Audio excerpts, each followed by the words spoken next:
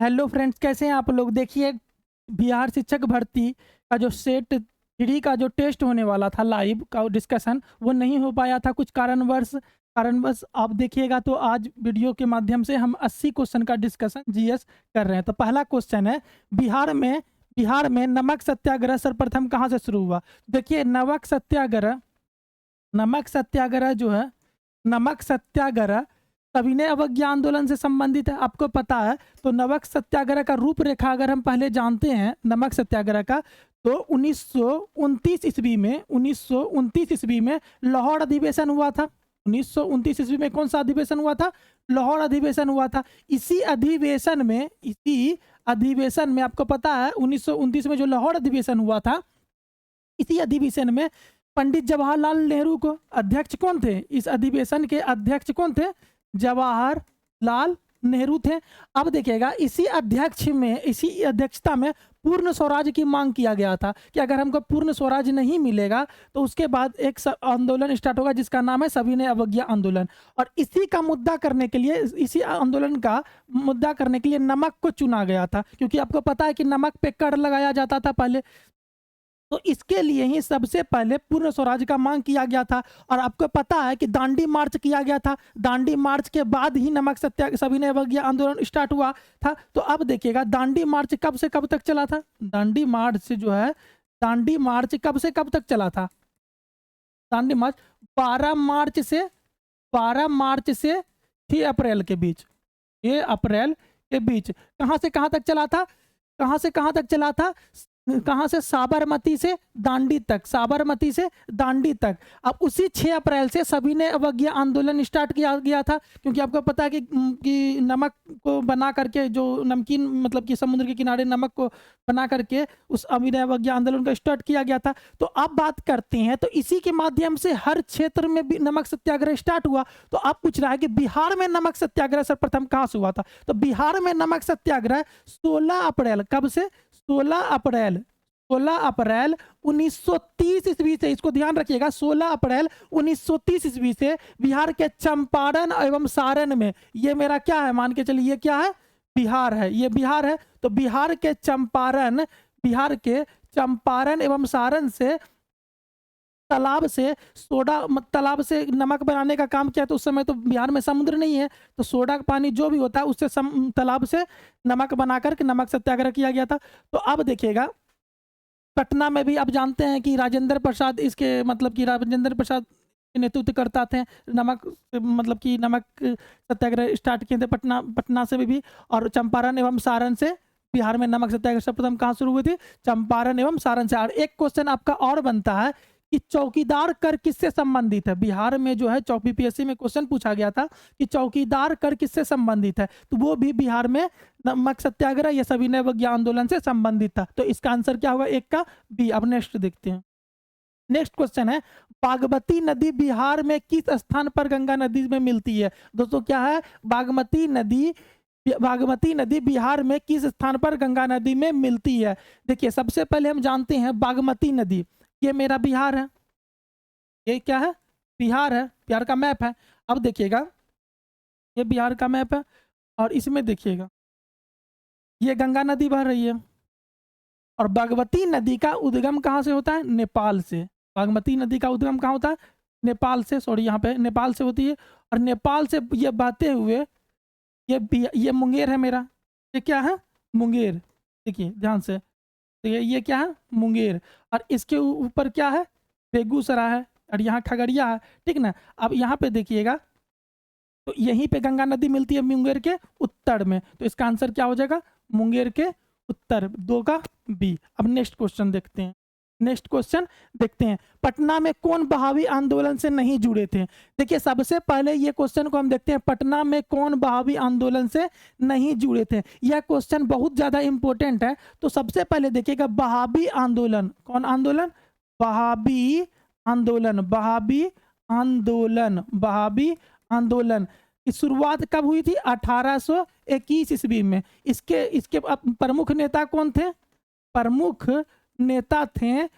नेता सैयद अहमद बरेलवी। सैयद अहमद बरेलवी, ठीक ना। अब लेकिन इसके नेता थे, अगर पूछ दिया जाएगा, लेकिन पूछा है पटना में, तो पटना मतलब पटना में कौन भावी आंदोलन से नहीं जुड़े थे? तो विलायत अली भी जुड़े थे, इनायत अली भी जुड़े थे, मोहम्मद हुसैन भी जुड़े थे, तो अली मोहम्मद इनसे संबंधित नहीं है। तो इसका आंसर क्या हो जाएगा आपका? इसका आंसर हो जाएगा आपका, इसके पटन बोल रहा है कौन नहीं जुड़े थे, ये जुड़े थे, ये जुड़े थे, ये जुड़े थे, इसलिए ये आंसर नहीं होगा, ये आंसर नहीं होगा, ये नहीं होगा, इसका आंसर क्या होगा? डी होगा। अब नेक्स्ट क्वेश्चन देखते हैं। देखिए सबसे पहले बात है ना कि एक क्वेश्चन से हम 4-5 क्वेश्चन बनाने की कोशिश करेंगे, ठीक ना। एक क्वेश्चन से सिर्फ जो क्वेश्चन मेरा आया तो उसी क्वेश्चन से क्वेश्चन बन सकता है हमारा, ठीक ना। तो इसको ध्यान में हम रखेंगे कि एक क्वेश्चन से कितना क्वेश्चन बन सकता है और एग्जाम के दृष्टि से ये कितना ज्यादा इंपॉर्टेंट है। और आगामी जो भी एग्जाम आएगा तो हम जो भी टॉपिक का क्वेश्चन करेंगे उससे रिलेटेड कोई क्वेश्चन मेरा छूटना नहीं चाहिए। चलिए नेक्स्ट क्वेश्चन है, अकबर ने बिहार को मुगल साम्राज्य का प्रांत बनाने के बाद किसे बिहार का गवर्नर नियुक्त किया? तो आप जानते हैं कि अकबर का शासनकाल कब से कब तक था? शासन अकबर का कब से कब तक था? 1556 से 1605 तक। तो 1580 से लेके 1585 के बीच बिहार में अकबर ने बिहार में दौरा किया था, अकबर बिहार का दौरा किया था। तो उस समय बिहार का गवर्नर किसे नियुक्त किया था? मुनीम खां को। किसे नियुक्त किया था? मुनीम खां को। और बिहार को मुगल साम्राज्य में भी क्वेश्चन कभी कभी पूछ दिया जाता है कि बिहार को मुगल का प्रांत कब बिहार को प्रांत जो है मुगल साम्राज्य में कब घोषित कर दिया गया था? तो वो भी 1580-85 के बीच में, ठीक है ना। अब नेक्स्ट क्वेश्चन देखते हैं, ठीक। अब देखिएगा, बिहार के वह मुख्यमंत्री जो सबसे कम अवधि तक है, ये क्वेश्चन देखिएगा बहुत इंपॉर्टेंट, उतना इंपॉर्टेंट नहीं है, लेकिन इससे पहले ये क्वेश्चन पूछ देगा बिहार में सबसे ज्यादा समय तक मुख्यमंत्री रहने वाले कौन है? बिहार में सबसे ज्यादा समय तक, तो यहाँ पे पूछा है सबसे कम समय, तो सबसे कम समय तक तो ये देखिए सतीश प्रसाद सिंह। इसका आंसर क्या होगा? सतीश प्रसाद 1968 में ये मुख्यमंत्री रहे हैं, मात्र जनवरी से फरवरी के बीच तक रहे हैं, मात्र जनवरी से फरवरी के मतलब 1 महीना से भी कम समय का रहे हैं। तो इसका आंसर क्या हो जाएगा? इसका आंसर हो जाएगा आपका, इसका आंसर हो जाएगा कब रहे? 1968 में। लेकिन आप देखिएगा सबसे ज्यादा समय तक अगर क्वेश्चन पूछा तो सबसे ज्यादा समय तक, तो देखिएगा एक बार क्वेश्चन पूछा है बीपीएससी में कि सबसे ज्यादा समय तक, तो इसका आंसर सबसे ज्यादा समय तक, तो आप देखिए कृष्ण सिंह, बिहार के पहले मुख्यमंत्री कौन है? कृष्ण सिंह। ये क्वेश्चन बार पूछा जाता है, बिहार के पहले मुख्यमंत्री कौन है? कृष्ण सिंह। अब देखिएगा कृष्ण सिंह बिहार के पहले मुख्यमंत्री हैं। अब देखिएगा इनका जो मुख्यमंत्री का काल था 1946 से लगभग 1946 से 1961 के बीच। लेकिन हमारे जो वर्तमान में मुख्यमंत्री है श्री नीतीश कुमार जी हैं, तो वो नीतीश कुमार जी कब से कब तक मुख्यमंत्री रहे? नीतीश कुमार जी कब से कब तक मुख्यमंत्री रहे? नीतीश कुमार जी रहे 2005 से वर्तमान 2023 तक। लेकिन आपको पता है कि बीच में 2015 से 2017 तक मुख्यमंत्री नहीं रहे, तो 2005 से 2023 के बीच कितना हो गया? मान के चलिए 15 और 18 साल, 18 वर्ष में नहीं रहे तो वो 2 साल हो गया। अगर रेगुलर पूछा जाए तो कृष्ण सिंह होगा, और वैसे क्या होगा? श्री नीतीश कुमार जी। सबसे ज्यादा पद पे रहने वाले मुख्यमंत्री का समय मतलब सबसे ज्यादा समय तक रहने वाले कौन हो गए? तो वो नीतीश कुमार, ठीक है ना। अब नेक्स्ट क्वेश्चन देखते हैं, नेक्स्ट क्वेश्चन, तो इसका आंसर क्या हो गया? आंसर क्या? सतीश प्रसाद सिंह, ठीक है ना। अब नेक्स्ट क्वेश्चन देखिए, ओ हेनरी पुरस्कार, प्रतिष्ठित ओ हेनरी पुरस्कार 2022 किसने जीता? प्रतिष्ठित ओ हेनरी पुरस्कार 2022 किसने जीता? सबसे पहले जानते हैं कि ओ हेनरी पुरस्कार किस क्षेत्र से दिया जाता है? तो यह जो है लघु कथा के क्षेत्र से दिया जाता है। किससे दिया जाता है? लघु कथा के क्षेत्र में दिया जाता है। तो बंगाली लेखक अमर मित्रा हैं, बंगाली लेखक अमर मित्रा हैं, जो कि लगभग 30 साल पहले उनका लिखा हुआ एक लघु कथा है, ठीक ना। उसी के लिए किसको दिया गया? अमर मित्रा को, बंगाली है, ठीक ना, लघु कथा के लिए दिया गया है, ठीक है। लघु कथा के लिए दिया जाता है यह पुरस्कार। तो इसका 6 का क्या हो गया? ए। अब नेक्स्ट क्वेश्चन देखते हैं, ऑस्ट्रेलियन ओपन 2023। देखिएगा यह क्वेश्चन बहुत इंपॉर्टेंट है, ये खेल से संबंधित है, ठीक ना, बहुत ज्यादा ही इंपॉर्टेंट है। अगर आपका टेनिस टूर्नामेंट की बात आई तो चार टेनिस टूर्नामेंट ग्रैंड स्लैम होता है, पता है आपका? एक ऑस्ट्रेलियन ओपन, एक फ्रेंच ओपन, एक होता है विंबलडन ओपन, और एक होता है कि विंबलडन ट्रॉफी भी बोल सकते हैं, और एक होता है यूएस ओपन। ये 4 इंपॉर्टेंट है। कौन कौन 4 इंपॉर्टेंट? 1 2 3 4 4 इंपॉर्टेंट है। तो आप देखिएगा सबसे पहले ऑस्ट्रेलियन ओपन 2010 ग्लेन स्टैम में पुरुष एकल का खिताब किसने जीता, तो इसका पुरुष एकल का खिताब किसने जीता, तो पहले हम जानते हैं इसका इतिहास क्या है। तो देखिए सबसे पहले होता है ऑस्ट्रेलियन ओपन, सबसे पहले AUS ऑस्ट्रेलियन ओपन, दूसरा क्या होगा फ्रेंच ओपन, दूसरा क्या होगा फ्रेंच ओपन, तीसरा क्या होगा विंबलडन ओपन,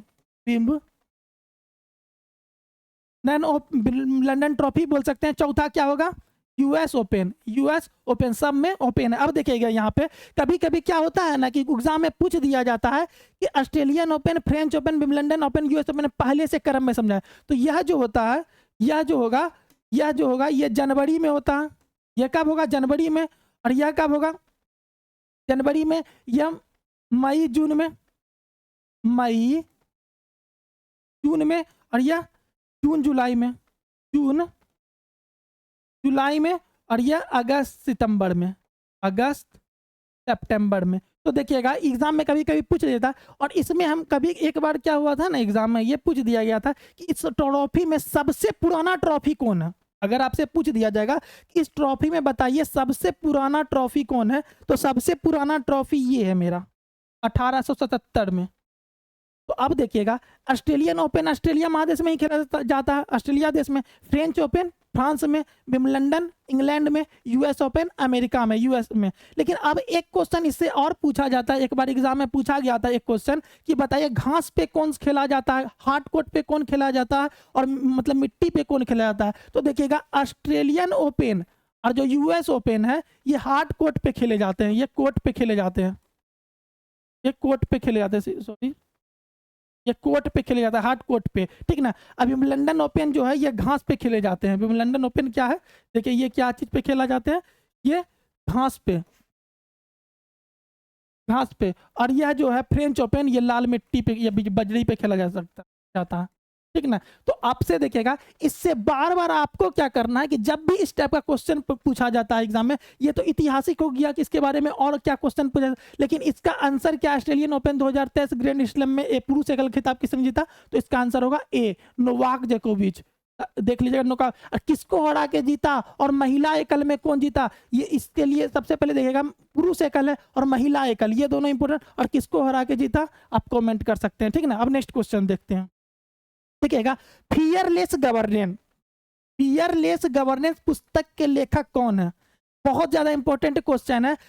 देखिएगा सबसे पहले हम बात करते हैं किरण बेदी का। किरण बेदी का नाम सुनते ही हमको पता है कि प्रथम IPS महिला IPS कौन है, प्रथम महिला IPS कौन है, प्रथम महिला IPS कौन है, किरण बेदी प्रथम महिला IPS कौन है, किरण बेदी। तो लेकिन आपको हम बताते हैं किरण बेदी के बारे में कुछ घटना आपको बताते हैं, बहुत इंटरेस्टिंग है, आप इसको ध्यान से सुनिए। देखिए 1972 में इन्होंने UPSC पास की ना, 1972 में UPSC, और बात 1982 की है जब भारत में एशियाई गेम हो रहा था। कब की बात है, 1982 की भारत में एशियाई गेम हो रहा था, ठीक ना। उस समय यह नई दिल्ली में महिला, यह DCP थी, कर्नाट पैलेस की बात है, दिल्ली में कर्नाट पैलेस एक जगह है, वहाँ पे एशियाई गेम होता। तो एक समय उस समय कुछ नियम बना था कि ट्रैफिक से संबंधित कड़ा नियम बनाया गया कि जिसका भी गाड़ी होगा उसका चालान कटेगा, ठीक ना। तो इस समय प्रधानमंत्री का गाड़ी जो है, हमारे प्रधानमंत्री 1982 में कौन थे, इंदिरा गांधी थे। तो इंदिरा गांधी का जो गाड़ी लगा हुआ था ना इंदिरा गांधी का, तो उनको अपने मतलब कि अपने इंस्पेक्टर के द्वारा उन पर चार्ज शीट मतलब कि फाइन कर दिया गया, ठीक ना। और फाइन मारने के बाद उसको क्रेन से उनके गाड़ी को हटा दिया गया। तो तभी से वो किरण बेदी बहुत चर्चा में रही, और हम तो इसीलिए मतलब इससे क्या समझे आप कि मतलब कि वह जो शासन में निडर थी, मतलब कि शासन मतलब जो भी शासन था उसमें निडर थी। तो फियरलेस का मतलब क्या होता है, निडर, गवर्नेंस मतलब शासन। तो निडर शासन पुस्तक के लेखक कौन है, तो इसको क्या याद रखेंगे, किरण बेदी। क्या आंसर होगा इसका, किरण बेदी। नेक्स्ट क्वेश्चन देखते हैं, केंद्र सरकार ने नेहरू संग्रहालय का नाम बदलकर नया नाम क्या कर दिया है, नेहरू संग्रहालय का नाम बदलकर नया नाम क्या कर दिया है। तो इसका आंसर देखिएगा, जो भी आप पुराना जो भी गांधी परिवार से संबंधित नाम है उनको बदला जा रहा है, आपको पता होगा, जैसे कि आप देखते होंगे। तो इसका आंसर क्या होगा, प्रधानमंत्री संग्रहालय, बी, नो का बी। नेक्स्ट, ये जो आपको बता दें, ये जो नेहरू संग्रहालय है ना, यहाँ पे मतलब पहले जो है हमारे प्रधानमंत्री, भारत के प्रथम प्रधानमंत्री जवाहरलाल नेहरू थे, तो उनका यह आवास स्थान था, ठीक ना। और अभी वर्तमान में म्यूजियम वगैरह भी है इनका, ठीक है। नेक्स्ट क्वेश्चन, आईसीसी पुरुष एक दिवसीय क्रिकेट विश्व कप 2023 की मेजबानी कौन सा देश करेगा? बहुत ज्यादा इंपॉर्टेंट है, बहुत ज्यादा क्वेश्चन इंपॉर्टेंट है। आपको पता होना चाहिए कुछ इंटरेस्टिंग फैक्ट इस क्वेश्चन में कि पहला आईसीसी कप कब किया गया था? 1975 में। दूसरा आईसीसी वर्ल्ड कप कब खेला गया था? ये पहला, ये दूसरा, और ये तीसरा आईसीसी वर्ल्ड कप कब खेला गया था? 1979 में, और तीसरा 1983 में। आपको पता होना चाहिए कि पहला भी वेस्ट इंडीज जीता था, पहला वेस्ट इंडीज देश जीता था, दूसरा भी वेस्ट इंडीज, और तीसरा हमें पता है 1983 फिल्म भी आया था। उस फिल्म के हीरो कौन है आप देख लीजिएगा। ऐसे 1983 में को पता होगा, वर्ल्ड कप बहुत ज्यादा इंपॉर्टेंट है, कपिल देव ने जीता था। लेकिन अब ये 4 वर्ष में एक बार होता है, पता है कि ये 4 वर्ष में एक बार होता है क्या? ICC world cup. तो अब देखिएगा 2023 का वर्ल्ड कप मेजबानी कौन करेगा? भारत। 2023 का वर्ल्ड कप मेजबानी कौन करेगा? भारत। 2023 का वर्ल्ड कप मेजबानी कौन करेगा? भारत। लेकिन बात करते हैं कि ये 4 साल पे होता है, ये क्या होता है 2023 में कौन करेगा? भारत। 2023 में भारत। और 2027 में कौन करेगा? 2027 में अफ्रीका महादेश के 3 देश करेंगे। इसको एकदम रट लीजिएगा, लिख लीजिए, एकदम इंपॉर्टेंट क्वेश्चन है, बार बार रटने का इंपॉर्टेंट मतलब की जरूरत नहीं है। अफ्रीका महादेश में कौन कौन सा देश करेगा? दक्षिण अफ्रीका, दक्षिण अफ्रीका, दक्षिण अफ्रीका, दक्षिण अफ्रीका, नामीबिया, दक्षिण अफ्रीका, नामीबिया और जिम्बाब्वे। और कौन देश? जिम्बाब्वे देश। ये तीनों देश मिलके क्या करेंगे? ये तीनों देश में आयोजन होगा 2027 में, ठीक ना। अब चलते हैं नेक्स्ट क्वेश्चन पे। देखिएगा, सूरज कुंड हस्तशिल्प मेला, सूरज कुंड हस्तशिल्प मेला का आयोजित किया जा रहा है। तो देखिए सूरज कुंड हस्तशिल्प मेला प्रत्येक वर्ष आयोजन किया जाता है, वो भी हरियाणा में। कहाँ किया जाता है? हरियाणा में, और ये फरीदाबाद में किया जाता है। 11 का क्या होगा आंसर? ए। नेक्स्ट क्वेश्चन देखते हैं।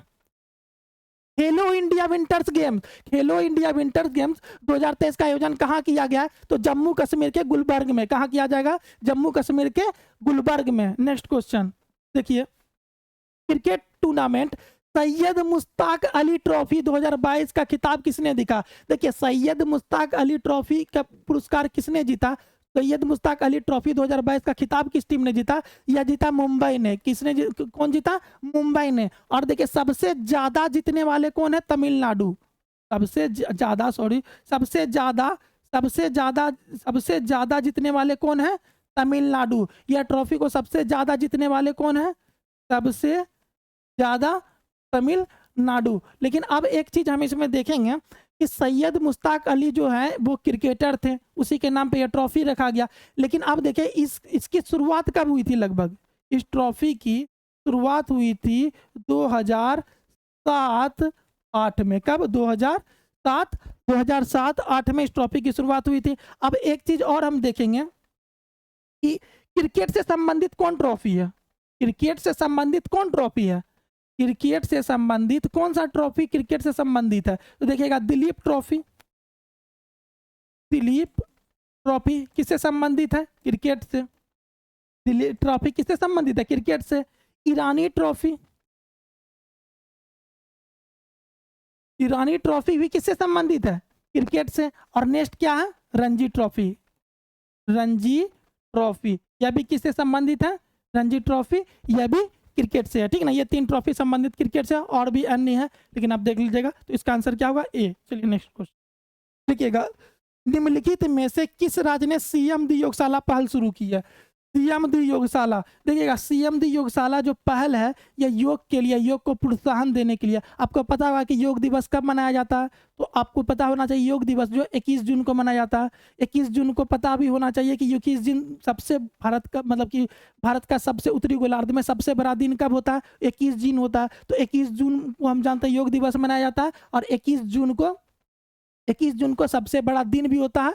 और पीएम दी योगशाला पहल किस सरकार ने शुरुआत किया था? पंजाब। और पंजाब का मुख्यमंत्री कौन है? आपकी सरकार है, नीचे कमेंट कीजिए, ठीक ना। अब नेक्स्ट क्वेश्चन देखिए, नेक्स्ट क्वेश्चन क्या है? तरुण भारत संघ एक ऐसी संस्था है जो जल संरक्षण के लिए कार्य करती है। इस संस्था के प्रधान निम्नलिखित में कौन से? इस क्वेश्चन को अगर हम नहीं भी जानते हैं तो हमको पता होगा कि जल संरक्षण, जल पुरुष किसे कहा जाता है? जल पुरुष किसे कहा जाता है? जल पुरुष कहा जाता है राजेंद्र सिंह को। किसे कहा जाता है? राजेंद्र सिंह को। अब जल से जब क्वेश्चन यह आ गया तो हमको एक क्वेश्चन तो और बनता है, जल प्रदूषण, इसका आंसर क्या होगा? सी। लेकिन अब इससे 2 क्वेश्चन और हम बनेगा, जल प्रदूषण अधिनियम कब बना? जल प्रदूषण अधिनियम कब बना? जल प्रदूषण अधिनियम कब बना? 1974 में। यह क्वेश्चन भी पूछा गया है बीआरएसआई का मेंस में। अब पूछेगा जल प्रदूषण उपकर अधिनियम, तो जल प्रदूषण उपकर अधिनियम 1977 में। तो हम जान गए क्वेश्चन के मन, जल पुरुष किसे कहा जाता है? राजेंद्र सिंह को।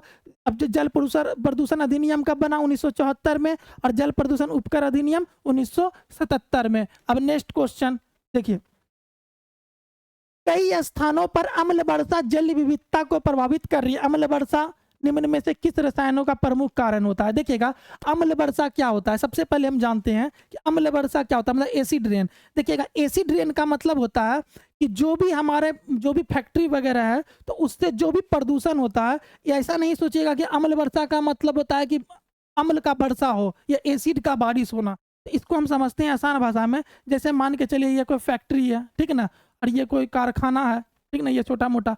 अब इससे जो भी प्रदूषण जाएगा, इससे जो भी हमारा प्रदूषण जाएगा, इससे जो भी प्रदूषण ऊपर निकलेगा, प्रदूषण निकलने के बाद ऊपर वो बादल के साथ जो बादल वाष्पित होगा, वो जो ऊपर जो बादल बनेंगे, ये ऐसे ऐसे बादल जो है उस पे बादल होगा, ये बादल में वाष्पित होगा। तो ये जो प्रदूषण है बादल के साथ मिलके ये जो बारिश होगा, उसी को हम लोग कहते हैं एसिड रेन। तो इसका एक मानक है कि जब वर्षा के पानी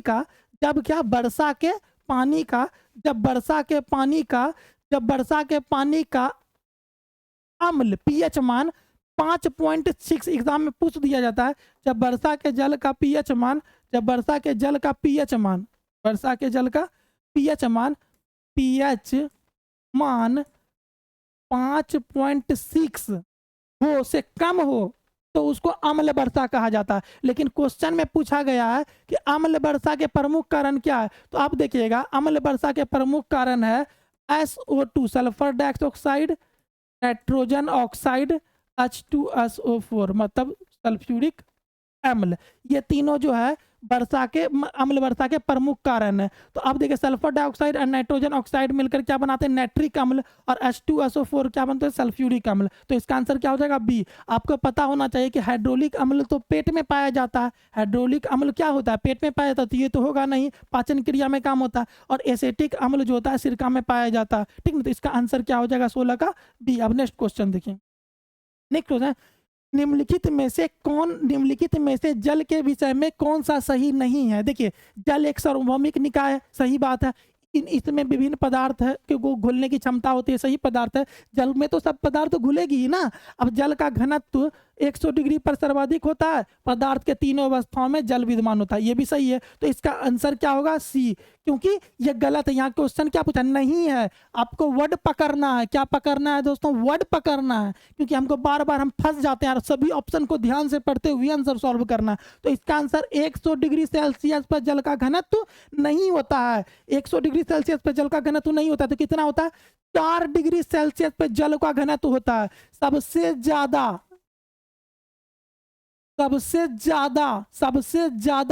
जल का घनत्व कहाँ होता है? सबसे ज्यादा जल का घनत्व होता है 4 डिग्री सेल्सियस पे। कितना डिग्री सेल्सियस पे? 4 डिग्री सेल्सियस पे। जब देखिएगा सबसे ज्यादा घनत्व होगा तो सबसे कम आयतन होगा। एग्जाम में कभी कभी हमें पूछ जाता है आयतन कम, सबसे कम आयतन कब होगा? 4 डिग्री सेल्सियस। क्योंकि जब घनत्व तो ज्यादा होता है तो आयतन कम होगा, और जब आयतन ज्यादा होता है तो घनत्व कम होता है, ठीक है ना, उतना ही पदार्थ में। तो अब देखिएगा इसका आंसर की वजह से 17 का सी। नेक्स्ट क्वेश्चन देखिएगा, जो पौधे खारे जल वाले क्षेत्रों में उगते हैं उन्हें क्या कहा जाता है? जो पौधे खारे जल वाले क्षेत्र में उगते हैं। तो देखिएगा इस क्वेश्चन को समझने से पहले जानते हैं ऑप्शन है हेलोफाइट, मेसोफाइट, जेरोफाइट, हिलियोफाइट। तो सबसे पहले क्वेश्चन को समझने से पहले हम जानेंगे सब फाइट में। तो देखिएगा मेसोफाइट शीतोष्ण कटिबंध में उगने वाले पौधा को क्या कहते हैं? मेसोफाइट। शीतोष्ण कटिबंध में उगने वाले पौधा को क्या कहते हैं? मेसोफाइट। जेरोफाइट कहते हैं मरुस्थल के क्षेत्र में उगने वाले पौधा को क्या कहते हैं? मरुस्थल क्षेत्र में उगने वाले पौधा को क्या कहते हैं? जेरोफाइट। हिलियोफाइट कहते हैं कि जो स्वतंत्र वातावरण या प्रकाश के क्षेत्र में उगने वाले पौधा को क्या कहते हैं? प्रकाश के क्षेत्र में उगने वाले पौधा को क्या कहते हैं? हिलियोफाइट। और एक होता है सायोफाइट। एक क्या होता है? सायोफाइट। यह जो होता है, यह जो है छाया में उगने वाले पौधा को क्या कहते हैं? छाया में उगने वाले पौधा को सायोफाइट। और एक होता है हाइग्रोफाइट। क्या होता है? हाइग्रोफाइट। हाइग्रोफाइट में पता होगा कि आर्द्रता में उगने वाले पौधा को क्या कहते हैं? आर्द्रता में उगने वाले पौधा को क्या कहते हैं? आर्द्रता में उगने वाले पौधा को क्या कहते हैं? आर्द्रता में उगने वाले पौधा को क्या कहते हैं? हाइग्रोफाइट। हाइग्रोफाइट मतलब आर्द्रता में उगने का पौधा। एक होता है क्रायोफाइट। देखिएगा यहाँ एक होता है क्रायोफाइट। क्रायोफाइट यह होता है टुंड्रा क्षेत्र में उगने वाले पौधा को क्या कहते हैं? टुंड्रा क्षेत्र में। टुंड्रा क्षेत्र में उगने वाले पौधा को क्या कहते हैं? क्रायोफाइट। टुंड्रा क्षेत्र में उगने वाले पौधा को क्या कहते हैं? क्रायोफाइट। और एक होता है आप देखिएगा तो अब यहाँ पे हेलोफाइट, नमकीन क्षेत्र में उगने वाले पौधा को क्या कहते हैं? नमकीन। नमकीन क्षेत्र में उगने वाले पौधा को क्या कहते हैं? हेलोफाइट। तो हम जान गए खारे साल्टेड वाटर वाले क्षेत्र में उगने वाले को क्या कहते हैं? हेलोफाइट। अब देख लीजिएगा इससे संबंधित जो भी क्वेश्चन है बार बार ये पूछा जाता है, लेकिन अब एक चीज हम जानते हैं। अब नेक्स्ट क्वेश्चन देखते हैं। चलिए ठीक है, नेक्स्ट क्वेश्चन पूछा है वैश्विक महामारी के समय डॉक्टरों ने विटामिन सी से भरपूर भोजन ग्रहण करने की मात्रा को बढ़ाने के लिए कहा है। देखिएगा जब भी कोरोना वायरस आया तो विटामिन सी क्या है? Vitamin C. अब विटामिन सी का नाम सुनते ही हमारे मन में आ जाता है क्या कि विटामिन सी सबसे ज्यादा कौन सा फल में पाया जाता है या किस में पाया जाता है? और विटामिन सी का नाम सुनते ही हम आता है जो हम लोग नींबू का रस पीते हैं, जो छोटा होता है लेमन, तो उसको विटामिन सी होता है। लेकिन अगर पूछा जाएगा विटामिन सी सबसे ज्यादा विटामिन सी कौन है? सबसे ज्यादा विटामिन सी किस में पाया जाता है? सबसे ज्यादा विटामिन सी पाया जाता है आंवला में। किससे पाया जाता है? आंवला। और आपको बता सकते हैं कि आंवला का उत्पादन सबसे ज्यादा कहाँ होता है? यूपी। आंवला का उत्पादन कहाँ होता है? यूपी। लेकिन क्वेश्चन पूछा है इससे क्या फायदा होता है विटामिन सी? हम लोग तो नींबू वगैरह खाते हैं, लेकिन इससे क्या फायदा होता है? तो देखिएगा इसका आंसर होगा डी। यह संक्रमण के विरुद्ध लड़ने के विरुद्ध लड़ने की ताकत प्रदान करता है। यह संक्रमण के विरुद्ध लड़ने की ताकत प्रदान। आप एक बीमारी सुने होंगे स्कर्वी, और जो स्किन रोग और दांत में खून आना, स्कर्वी। कौन कौन?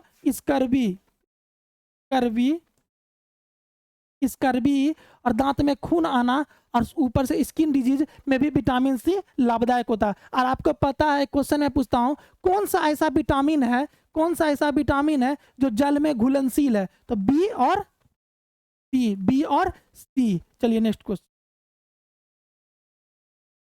अब देखिएगा निम्नलिखित में से क्या पारिस्थितिकी तंत्र में का एक जैविक घटक नहीं है?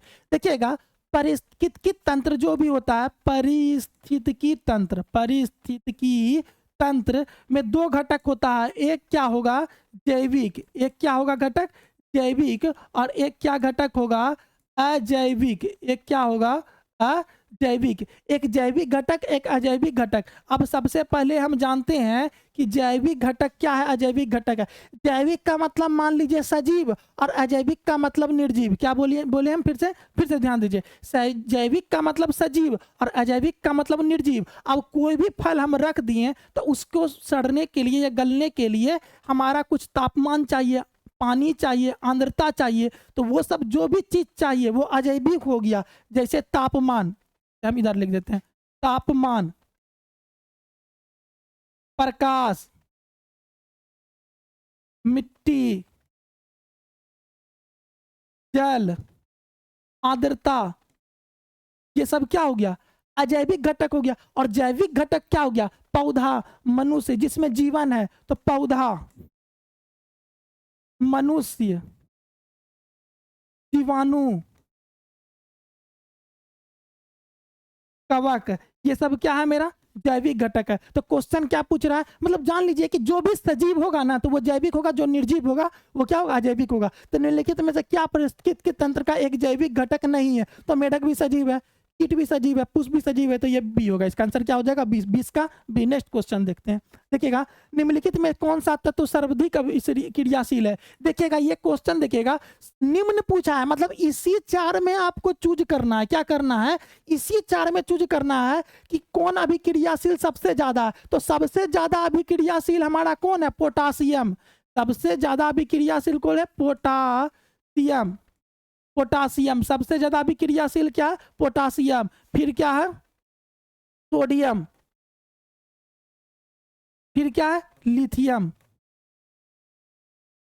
उसके बाद क्या है, कैल्शियम। और यही पूछेगा इनमें से कौन सा, अगर क्वेश्चन पूछ दिया कौन सा सर्वाधिक अभिक्रियाशील हैलोजन है, कौन सा सर्वाधिक हैलोजन है, हैलोजन है, गैस है, तो इसका आंसर क्या हो जाएगा, सबसे ज्यादा अभिक्रियाशील कौन सा हैलोजन है, तो इसका हो जाएगा फ्लोरीन। क्या हो जाएगा आंसर, फ्लोरीन। लेकिन आप में से कोई एक बता सकता है, क्वेश्चन बार बार एग्जाम में पूछा जाता है, कौन सा ऐसा गैस है जो कि फूलों की रंग को उड़ा देता है। फूलों की रंग उड़ाने वाला गैस कौन सा है, तो देखिए सब फूलों को रंग उड़ाने वाला गैस कौन है, फूलों को एग्जाम में पूछा जाता है, फूलों का रंग उड़ाने वाला, ये रंग उड़ जाता है उस गैस से, इसका नाम है क्लोरीन। क्लोरीन, और आपको पता होगा क्लोरीन गैस जो है जल को शुद्धिकरण में भी प्रयोग किया जाता है। तो इसका आंसर क्या होगा, डी, 21 का डी। अब नेक्स्ट क्वेश्चन देखते हैं।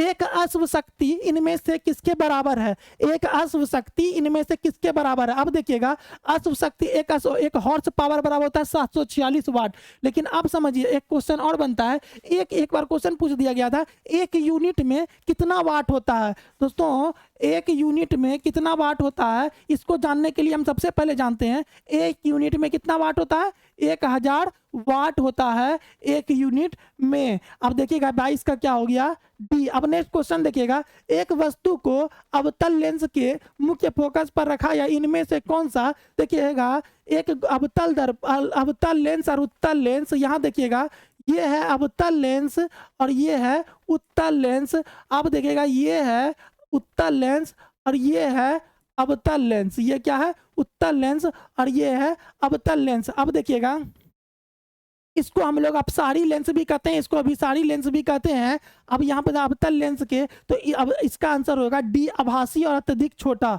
आभासी यह जो होता है अवतल लेंस जो है आभासी और अत्यधिक छोटा, और यह होता है और उत्तल लेंस बड़ा होता है, ठीक ना। अब नेक्स्ट क्वेश्चन, सहसंयोजिक यौगिक समानता निम्न में कौन सा गुणधर्म प्रदर्शित नहीं करते हैं। सहसंयोजिक यौगिक समानता निम्न में कौन सा गुणधर्म प्रदर्शित नहीं करता। ये विद्युत और उष्मा के कुचालक होते हैं, ये इलेक्ट्रॉन की साझेदारी बनते हैं, ये समानता आयन नहीं बनते हैं, ये कार्बनिक विलायक में विलय नहीं होते। तो इसका आंसर हो जाएगा डी। यह गलत है, इसका आंसर डी होगा, यह तीनों सही है, ठीक ना। अब नेक्स्ट क्वेश्चन देखते हैं।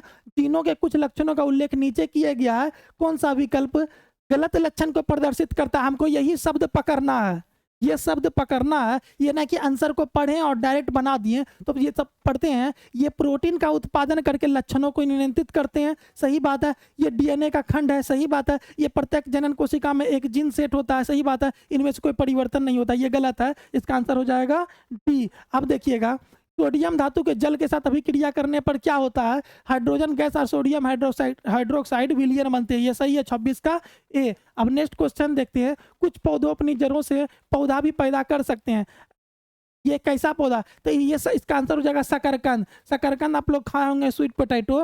देखिए वो जो होता है उसके जड़ों से क्या होगा, उसका पौधा और बन सकता है, ठीक है ना उसको। अब नेक्स्ट क्वेश्चन देखते हैं। निम्नलिखित कौन सा पौधा संग्रहित कार्बोहाइड्रेट, आपको पता है कि मनुष्य में कार्बोहाइड्रेट की जरूरत होती है, कार्बोहाइड्रेट से ऊर्जा प्राप्त होता है, तो ऊर्जा का सबसे ज्यादा स्रोत कौन है, कार्बोहाइड्रेट होता है। अब देखिएगा कार्बोहाइड्रेट का सबसे पौधे में संग्रहित कार्बोहाइड्रेट क्या है, स्टार्च है। आपको पता है कि कार्बोहाइड्रेट, देखिएगा किसी दिन आप चावल नहीं खाइएगा, ये रोटी नहीं खाइएगा, कितना भी आप मतलब कि बाजार का खाना खा लीजिएगा, आपको ताकत नहीं मिलेगा। तो वही क्या, क्योंकि कार्बोहाइड्रेट की वजह से। अब देखिएगा निम्नलिखित में कौन सा पदार्थ संग्रहित कार्बोहाइड्रेट है, स्टार्च। अब नेक्स्ट क्वेश्चन, और कार्बोहाइड्रेट किस में पाया जाता है? तो चावल, गेहूं, मक्का आदि में, ठीक ना। अब नेक्स्ट क्वेश्चन देखिएगा, यौगिक CH2, ये देखिएगा C2 और C3H8 में इकाई का अंतर और श्रेणी में संबंधित है। तो देखिएगा CH2 दोनों में कॉमन है, तो इसका आंसर क्या हो जाएगा? सी। और यह समझाते हैं। नेक्स्ट देखिएगा, नेक्स्ट क्वेश्चन है, वायुमंडल की समताप मंडल परत में ओजोन क्षय निम्नलिखित में किसके लिए उत्तरदायी है? समताप मंडल परत में ओजोन क्षय निम्नलिखित में किसके लिए उत्तरदायी है? देखिए ओजोन बहुत इंपॉर्टेंट क्वेश्चन है, इसको ध्यान से हम देखते हैं। ओजोन, आपको पता है कि ओजोन हमारा जो पृथ्वी है लगभग 30 किलोमीटर ऊपर, पृथ्वी के 30 किलोमीटर ऊपर एक लेयर है, ओजोन लेयर है। इसको कौन सा कहते हैं? Ozone layer. अब यह जो हमारा सूर्य है, यहाँ से जो ये जो हमारा सूर्य है, सूर्य से जो भी प्रकाश आती है तो उसमें बहुत परावैंगनी किरणें रहती है, ठीक ना। और उसके बाद ये ओजोन परत हमारे परावैंगनी किरण से क्या करती है? रक्षा करती है। लेकिन यह धीरे धीरे क्या होने लगा है? जब यह धीरे धीरे ओजोन परत क्षय होने लगा है तो यह परावैंगनी किरण क्या होगा? ये आने लगी पृथ्वी में। जब पृथ्वी में परावैंगनी किरण आने लगी तो जब ओजोन परत का क्षय होने लगा तो परावैंगनी किरण आने लगी। और परावैंगनी किरण हम लोग के लिए बहुत हानिकारक है। पता होगा कि मानव जीव जाति पर्यावरण से संबंधित है, कभी कभी कैंसर भी हो सकता है, ध्वनि सुनने में प्रॉब्लम हो सकता है, सब कुछ। तो इसलिए क्वेश्चन पूछा गया है कि पृथ्वी की सतह पर पहुंचने वाले अल्ट्रावायलेट विकिरण वृद्धि होगी। तो वृद्धि होगी ना, जब ये कमी हुआ, जब आप देख लीजिए कि जब यह हट जाएगी तो सूर्य का प्रकाश का डायरेक्ट ये जो रेड रेड दिख रहा है तो ये क्या होगा कि ये जो मेरा जो परत है, ये जो मेरा प्रकाश है परावैंगनी किरण, ये पृथ्वी पर पहुंचने लगेगी। तो आप देखिएगा एक क्वेश्चन इससे क्या बनता है कि ओजोन गैस का फॉर्मूला होता है O3। क्या होता है? O3। और ओजोन, एक बार एग्जाम में पूछा गया था कि ओजोन गैस की सुगंध या महक कैसी होती है? तो ये सारे अंडे की तरह ओजोन गैस की महक होती है, ठीक ना। अब नेक्स्ट क्वेश्चन देखते हैं, इसका आंसर हो गया ए, इसका आंसर हो गया ए, इसका आंसर हो गया 30 का ए। अब नेक्स्ट देखिएगा, एक अवतल दर्पण जिसकी फोकस दूरी का परिमाप 20 सेंटीमीटर है और उसमें 60 सेंटीमीटर की दूरी पर एक प्रतिबिंब निर्भर करता है, तो वस्तु की दूरी ज्ञात कीजिए। तो इसको आपने बनाया होगा, तो इसका आंसर है -30D, ठीक ना। अब नेक्स्ट क्वेश्चन देखिए हैं, नीचे दिए गए परिपथ में कुल धारा की गणना क्या कीजिए। तो इसको कुछ नहीं करना है, इसको क्या करना है, इसका धारा का फॉर्मूला होता है धारा बराबर विभवांतर बटे प्रतिरोध, विभवांतर बटे प्रतिरोध, विभवांतर बटे प्रतिरोध, विभवांतर बटे प्रतिरोध। अब देखिएगा विभवांतर कितना है? 4 और 2 कितना हो गया?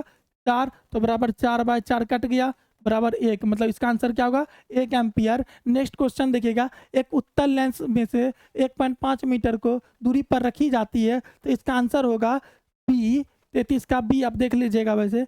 अब देखिएगा 33 का बी। अब नेक्स्ट क्वेश्चन है, कांच के प्रिज्म से होकर गुजरने पर श्वेत प्रकाश के किस रंग का घटक का विचलन अधिकतम होता है? देखिएगा ये क्वेश्चन बहुत ज्यादा इंपॉर्टेंट है, इतना ज्यादा इंपॉर्टेंट है, ऐसा कोई एग्जाम में है जिससे पूछा गया। मान के चलिए ये प्रिज्म है, ये क्या है? प्रिज्म है। और ये मेरा मान के देखिए ये जो है श्वेत प्रकाश है, ये क्या है? ये श्वेत प्रकाश है। अब ये श्वेत प्रकाश गई और श्वेत प्रकाश जाने के बाद देखिएगा, श्वेत प्रकाश जाने के बाद रेड रंग सबसे ऊपर और बैगनी रंग सबसे नीचे, रेड रंग सबसे ऊपर और बैगनी रंग सबसे ऊपर। और अन्य रंग जो है, अन्य रंग भी जाता है 1 2 3 4 5 6 और 7। तो आप देखिएगा बैगनी रंग सबसे नीचे, रेड रंग, तो कौन सा रंग हुआ?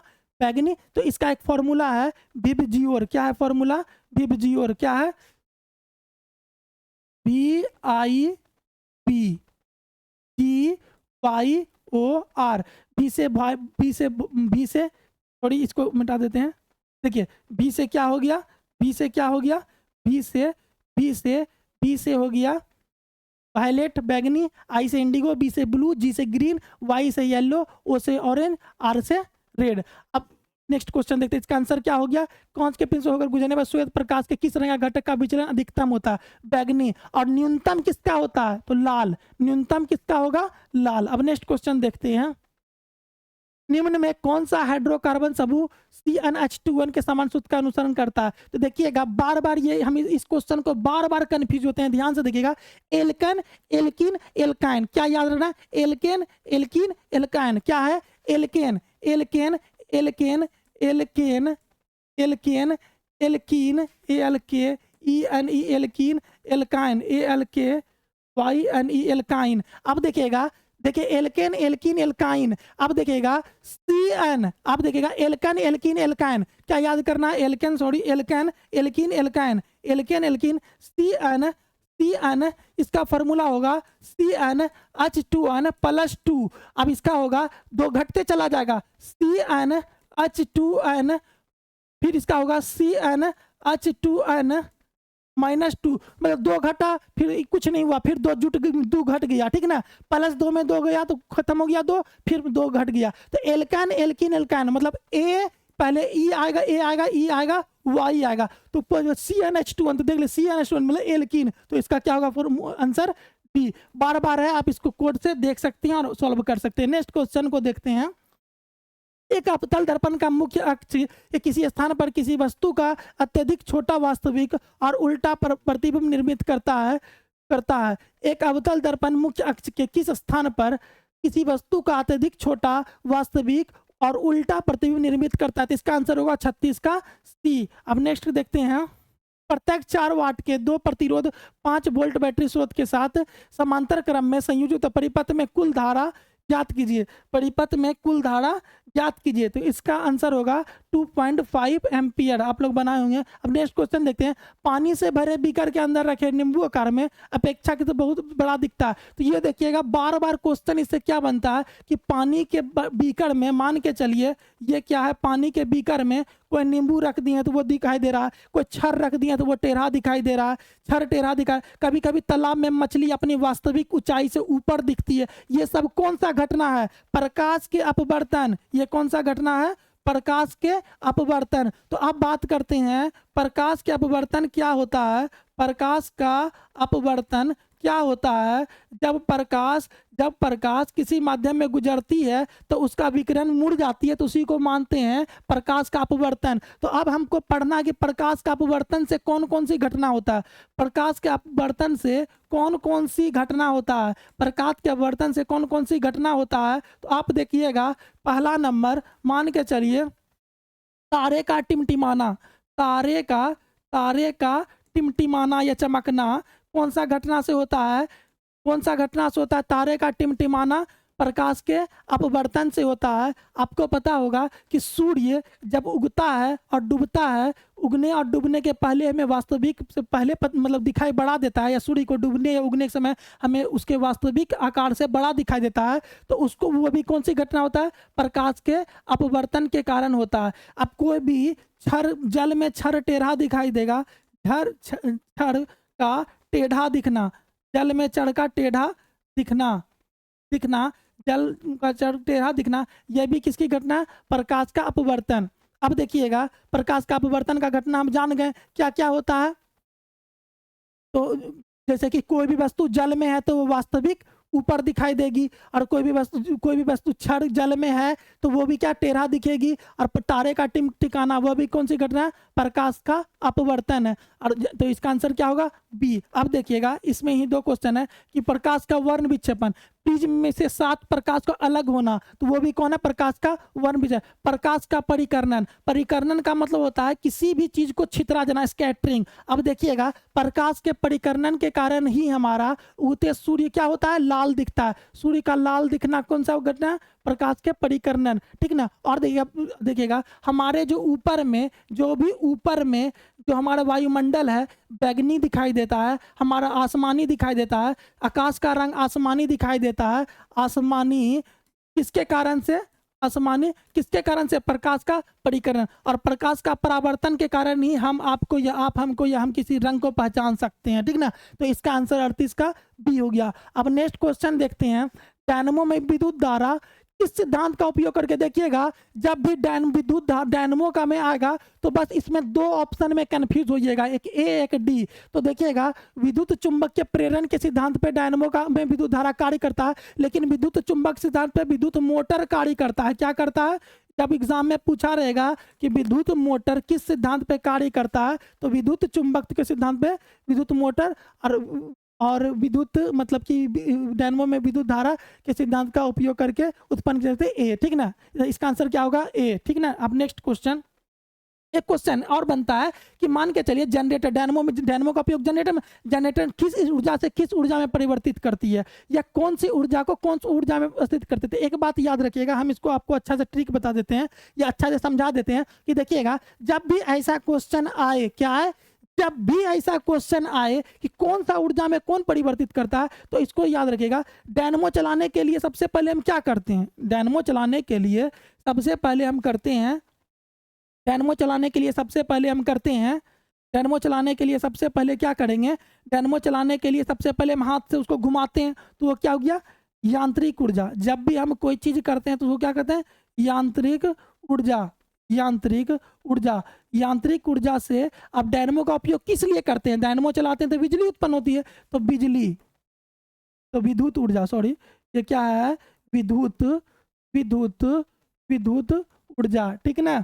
अब देखिएगा, यांत्रिक ऊर्जा से विद्युत ऊर्जा, यांत्रिक ऊर्जा से विद्युत ऊर्जा कौन करता है, डायनमो। और इसी का उल्टा क्या करता है, विद्युत मोटर। मोटर क्या करेगा, मोटर का क्या करेगा, मोटर में पहले हम बिजली डालेंगे, क्या करेंगे, आप देखते होंगे मोटर का उपयोग क्या क्या करते हैं, गाड़ी चलाने में मोटर लगा हुआ था, मोटरसाइकिल होता है, कार होता है, और मान के चलिए जल से पानी निकालने के लिए, धरती के अंदर से पानी निकालने के लिए मोटर, तो सबसे पहले लाइट हो डालेंगे तभी तो वो घूमेगा। तो सबसे पहले विद्युत ऊर्जा, तो वो क्या करेगा, विद्युत ऊर्जा, विद्युत ऊर्जा, विद्युत ऊर्जा, विद्युत ऊर्जा से यांत्रिक ऊर्जा, कौन सा, मोटर, विद्युत ऊर्जा से यांत्रिक ऊर्जा, मोटर, विद्युत मोटर, विद्युत ऊर्जा से यांत्रिक ऊर्जा, और यांत्रिक ऊर्जा से विद्युत ऊर्जा, डायनमो। ठीक ना। अगर आपसे क्वेश्चन पूछ दिया जाए, किताब में नहीं रहता कि पंखा बताइए, टेबल लैंप है, वो कौन से ऊर्जा से कौन में स्थानांतरित करता है, तो आप कमेंट कर दीजिए, लेकिन आपको पता चल गया होगा कि पंखा जो है, पंखा जो है वो जो है विद्युत ऊर्जा से यांत्रिक ऊर्जा होता है। ठीक ना। तो इसका आंसर क्या हो गया था, ए, 39 का ए। अब नेक्स्ट क्वेश्चन देखते हैं, चलिए मैथ आ गया, लेकिन थोड़ी देर में हम डिस्कस, ठीक ना।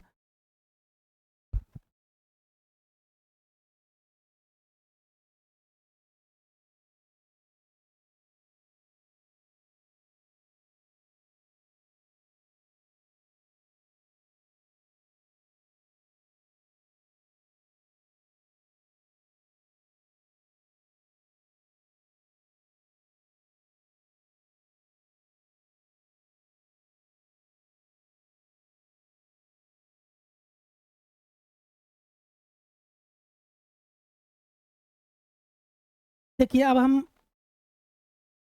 डिस्कस करते हैं, 40 नंबर से मैथ आ गया, फिर 40 के बाद से कितना नंबर, 40 के बाद से फिर है,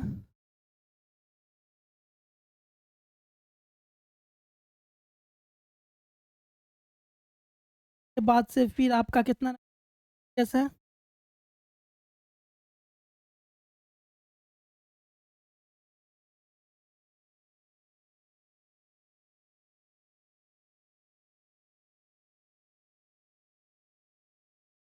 हाँ 81 नंबर से, 81, 181। हाँ, अब देखिएगा क्वेश्चन ये पूछ रहा है, निम्नलिखित में कौन सा एक युग में सुमिलित नहीं है घास का मैदान महाद्वीप। देखिए आपको एक तरफ दिया गया है, आपको क्या दिया गया है, दिया गया निम्नलिखित में कौन सा एक युग में सम्मिलित नहीं है घास का मैदान। देखिएगा घास का मैदान दो प्रकार के होते हैं, एक शीतोष्ण कटिबंध, एक उष्ण कटिबंध। तो सबसे पहले हम जानते हैं कि ये जो हमारा पृथ्वी है, ये पृथ्वी है, ये 0 डिग्री है, तो 0 डिग्री से 30 डिग्री उत्तर और 30 डिग्री दक्षिण, ये कौन सा कटिबंध है, ये कौन सा कटिबंध है, उष्ण कटिबंध। और ये जो 30 डिग्री से लेकर लगभग 60 डिग्री, ये जो कौन सा कटिबंध है, 30 डिग्री से 60 डिग्री, ये कौन सा कटिबंध है, शीतोष्ण कटिबंध। तो घास के मैदान दो प्रकार के होते हैं, एक उष्ण कटिबंध और एक शीतोष्ण कटिबंध। तो आप सबसे पहले हम जानते हैं कि शीतोष्ण कटिबंध और उष्ण कटिबंध घास के मैदान जो भी है, शीतोष्ण कटिबंध और उष्ण कटिबंध जो घास के मैदान है, वो देखिएगा उष्णकटिबंध घास का मैदान, एक कोड हम कर लेते हैं कलश, क्या करिएगा कलश को लो तो कलश। देखिए ना, ये जो घास का मैदान है ये क्या है, उष्णकटिबंध है, तो इसको को से हो गया कंपोज, कंबोज, ठीक ना, को से क्या हो गया, को से क्या हो गया कंबोज, अल से हो गया लानोज, अल से क्या हो गया लानोज, और सो से हो गया सवाना, सो से क्या हो गया सवाना, ठीक ना। अब देखिएगा कंबोज कहाँ है, ब्राजील,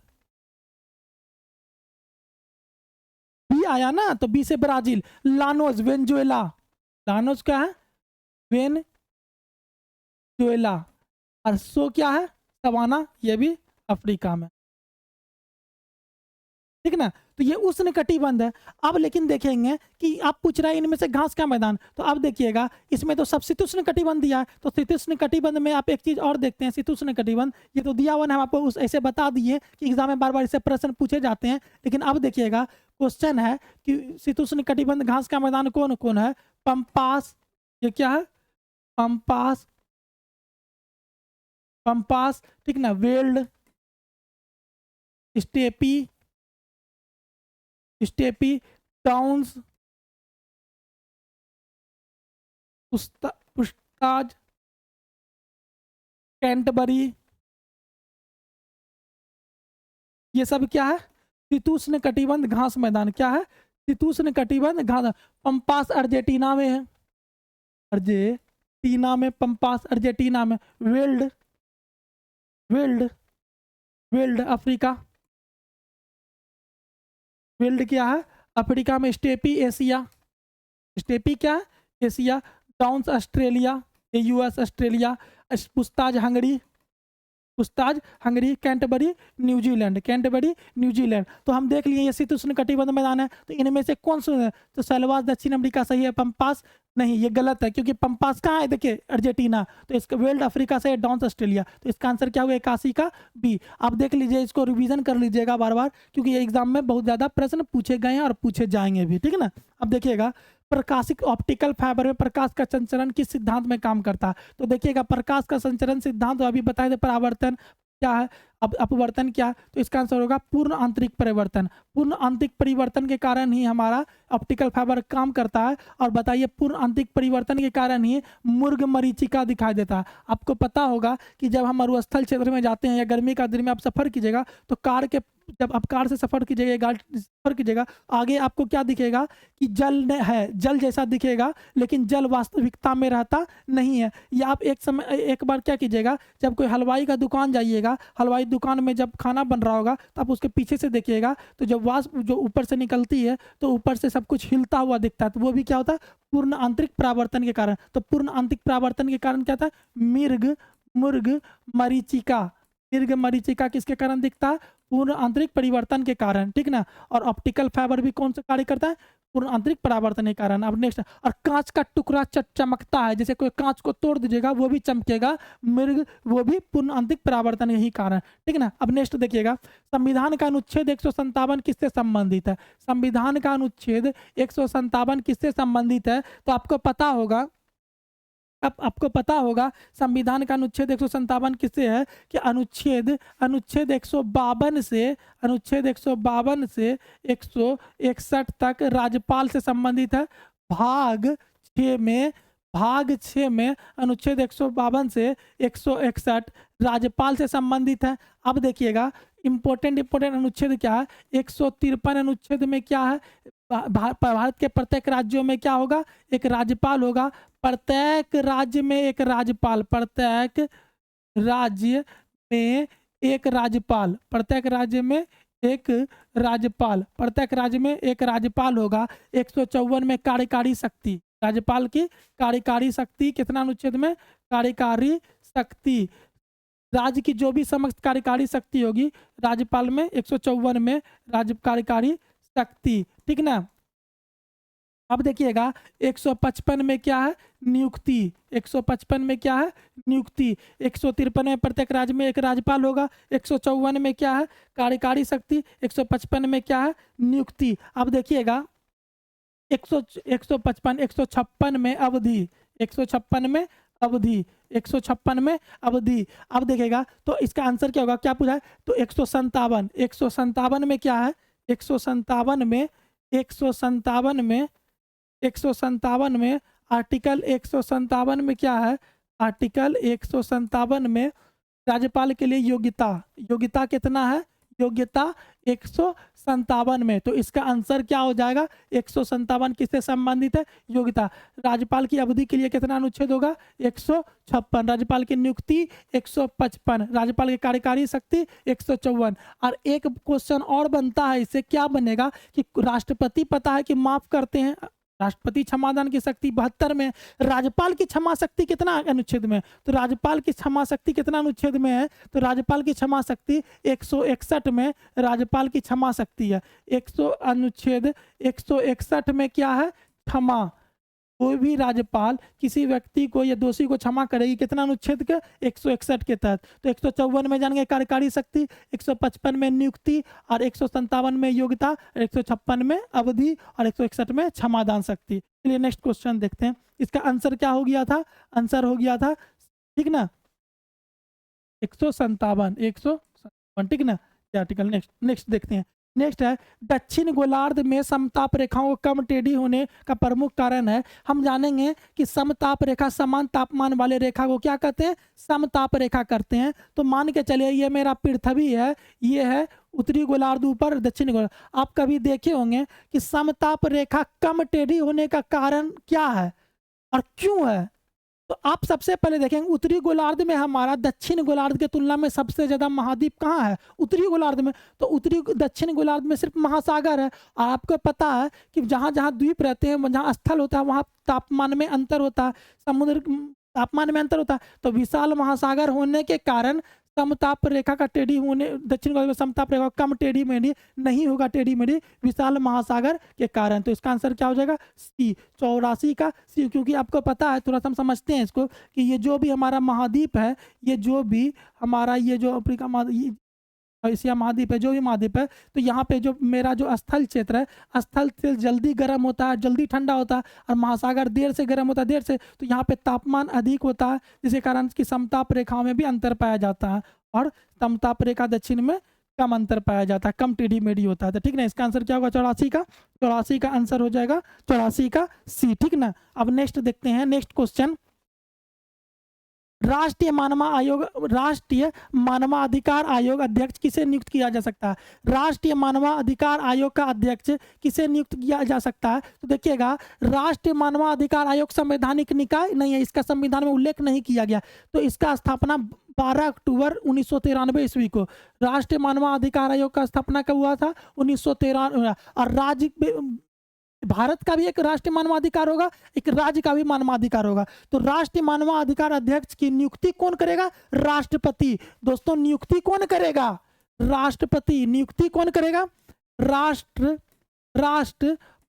नियुक्ति कौन करेगा, राष्ट्रपति। और देखिएगा, राष्ट्रपति नियुक्ति करेगा तो किसको नियुक्ति करेगा, जो सुप्रीम कोर्ट का मुख्य न्यायाधीश सेवानिवृत्ति हो, जो रिटायर हो, तो उसी को नियुक्ति करेगा। तो उच्चतम न्यायालय का कोई भी न्यायाधीश नहीं, भारत का सेवानिवृत्ति मुख्य न्यायाधीश, सही बात है, उच्च न्यायालय के साथ नहीं, राष्ट्रपति द्वारा नियुक्ति कोई व्यक्ति नहीं। तो अब देखिएगा, अगर यही राज्य में पूछेगा कि राज्य में कौन बनेगा, तो राज्य का बनेगा भारत के हाई कोर्ट के सेवानिवृत्ति मुख्य न्यायाधीश, समझे। तो राज्य का पूछेगा तो क्या होगा, यहाँ पे हाई कोर्ट। और राष्ट्र पूछेगा तो क्या होगा, राष्ट्रपति नियुक्ति करेगा और भारत का सेवानिवृत्ति मुख्य न्यायाधीश। अब वर्तमान में कौन है देख लीजिएगा, ठीक ना, कमेंट कीजिएगा। देखिएगा, सुगौली का संधि, देखिए सबसे पहले देखिए सुगौली का संधि कब संपन्न हुआ। एक है सुगौली संधि, क्या है, एक सुगौली,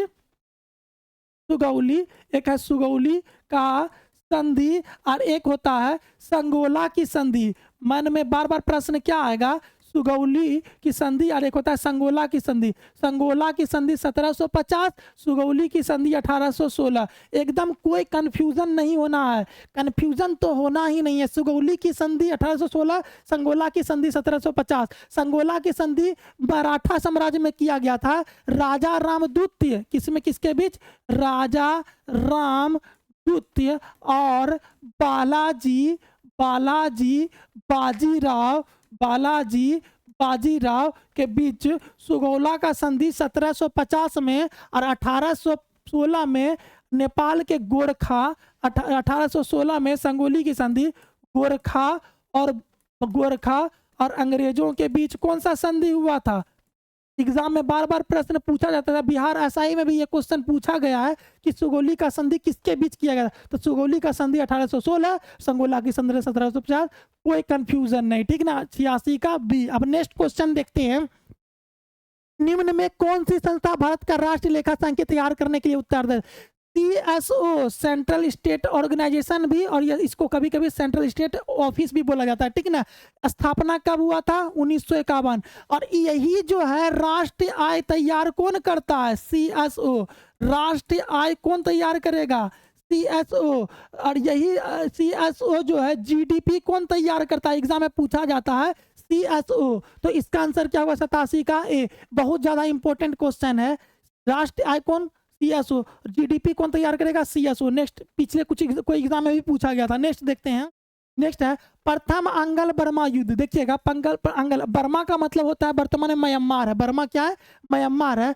प्रथम अंगल बर्मा युद्ध की शुरुआत के समय भारत का गवर्नर जनरल कौन था, तो अंगल बर्मा युद्ध 3 हुआ था। कौन सा अंगल बर्मा युद्ध कितना हुआ था, 3। अंगल बर्मा युद्ध 3 हुआ था। अंगल बर्मा युद्ध 3 हुआ था। प्रथम कब हुआ था 1824, दूसरा 1852, तीसरा 1884 से 85 के बीच हुआ था। तीनों अंगल बर्मा युद्ध को याद करना, 1824, 1852, 1884, 85। 1824, 1852, 1884, 85 अंगल बर्मा युद्ध। तो प्रथम अंगल बर्मा के युद्ध के समय कौन था गवर्नर, लॉर्ड एम हर्स्ट। 1852 में डलहौजी, 1852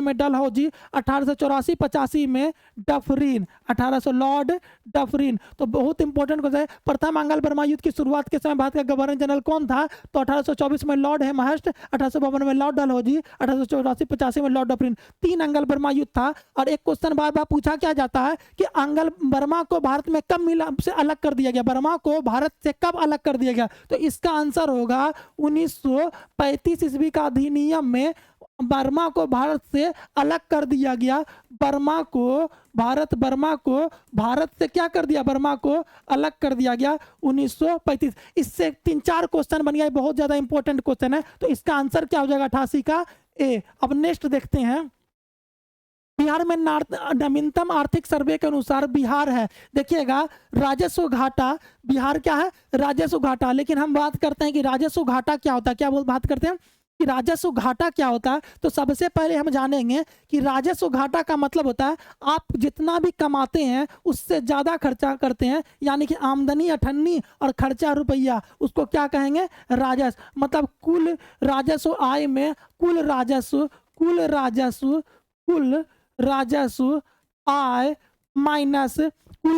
आय माइनस कुल राजस्व व्यय के अंतर को कुल राजस्व व्यय के अंतर को क्या कहते हैं, राजस्व घाटा। अगर आप 1000 रुपया का इनकम है और अगर 1000 रुपया हम कमाते हैं, वो भी राजस्व इनकम होना चाहिए। और 2000 रुपया अगर हम खर्चा कर देते हैं तो हमारा 1000 रुपया क्या है, राजस्व घाटा, ठीक ना। आपसे एग्जाम में एक बार और पूछा राजस्व घाटा क्या है, तो राजस्व घाटा राजकोष घाटा में क्या अंतर है कि देखिए, जो भी सरकार या हम लोग महीना में 5000 रुपया महीना आता है घर से, या 10,000 रुपया महीना आप खर्चा पहले कर दिए, तो 1000 रुपया आप किसी दोस्त से उधार लिए, तो वही है राजस्व घाटा, राजकोष से घाटा। तो जो भी हम उधार लेने का जो अंतर सरकार को मतलब उधार लेते हैं, तो वही मेरा क्या अंतर को राजकोष से घाटा कहते हैं, ठीक ना। अब नेक्स्ट क्वेश्चन देखते हैं, इसका आंसर ए हो गया 89 का।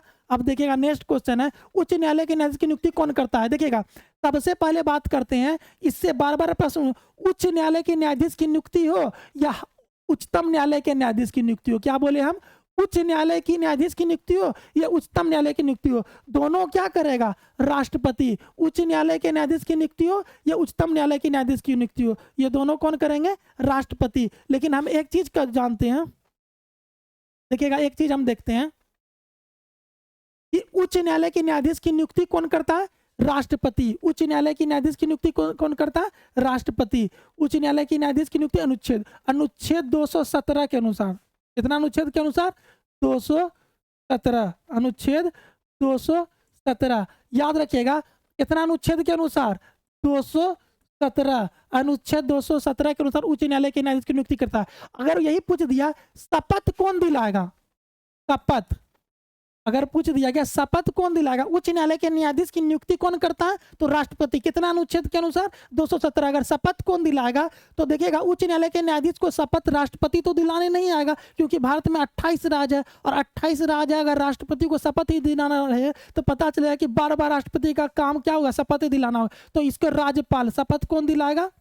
राज्यपाल। शपथ कौन दिलाएगा? राज्यपाल। अगर यही क्वेश्चन आपको पूछ दिया जाएगा कि सुप्रीम कोर्ट के मुख्य न्यायाधीश की नियुक्ति कौन करता है? तो राष्ट्रपति। सुप्रीम कोर्ट के मुख्य न्यायाधीश की नियुक्ति कौन करता है? तो राष्ट्रपति। सुप्रीम कोर्ट के मुख्य न्यायाधीश की नियुक्ति कौन करेगा? सुप्रीम कोर्ट के मुख्य न्यायाधीश की नियुक्ति कौन करेगा? राष्ट्रपति। लेकिन अगर पूछेगा कि सुप्रीम कोर्ट के मुख्य न्यायाधीश शपथ कौन दिलाता है? शपथ भी राष्ट्रपति। देखिएगा, नो कंफ्यूजन। शपथ भी कौन दिलाएगा? राष्ट्रपति। शपथ भी कौन दिलाएगा? राष्ट्रपति। सुप्रीम कोर्ट के मुख्य न्यायाधीश की नियुक्ति कौन? राष्ट्रपति। शपथ कौन दिलाएगा? राष्ट्रपति। और जो अनुच्छेद, कितना अनुच्छेद के अनुसार? 124 अनुच्छेद। देखिए, सुप्रीम कोर्ट के मुख्य न्यायाधीश की नियुक्ति अनुच्छेद 124 के अनुसार, शपथ भी राष्ट्रपति। और हाई कोर्ट के नियुक्ति कौन करेगा? उच्च न्यायालय के न्यायाधीश की नियुक्ति कौन करेगा? राष्ट्रपति। अनुच्छेद 217 के अनुसार शपथ दिलाएगा राज्यपाल। ठीक है, अब नेक्स्ट क्वेश्चन चलते हैं। नेक्स्ट क्वेश्चन, भारतीय संविधान में किस संशोधन अधिनियम के तहत न्यायाधिकरण जब्त जोड़े गए हैं? देखिएगा, सबसे पहले हम जानते हैं कि 42वां ट्रिब्यूनल है क्या। सबसे पहले क्या है? ट्रिब्यूनल क्या? ट्रिब्यूनल का मतलब होता है अधिकरण, मतलब अर्ध न्यायिक निकाय को हम क्या कहते हैं? ट्रिब्यूनल। यानी कि एनजीटी आप पढ़े होंगे, एनजीटी ये क्या है? ट्रिब्यूनल। सीएटी ये क्या है? सीएटी के प्रशासनिक अधिकरण। तो देखिएगा, भारतीय संविधान के प्रारंभ में अधिकरण शब्द का प्रयोग नहीं किया गया था, यह अधिकरण नहीं था। भारतीय संविधान के 42वां संविधान संशोधन, कितना? 42वां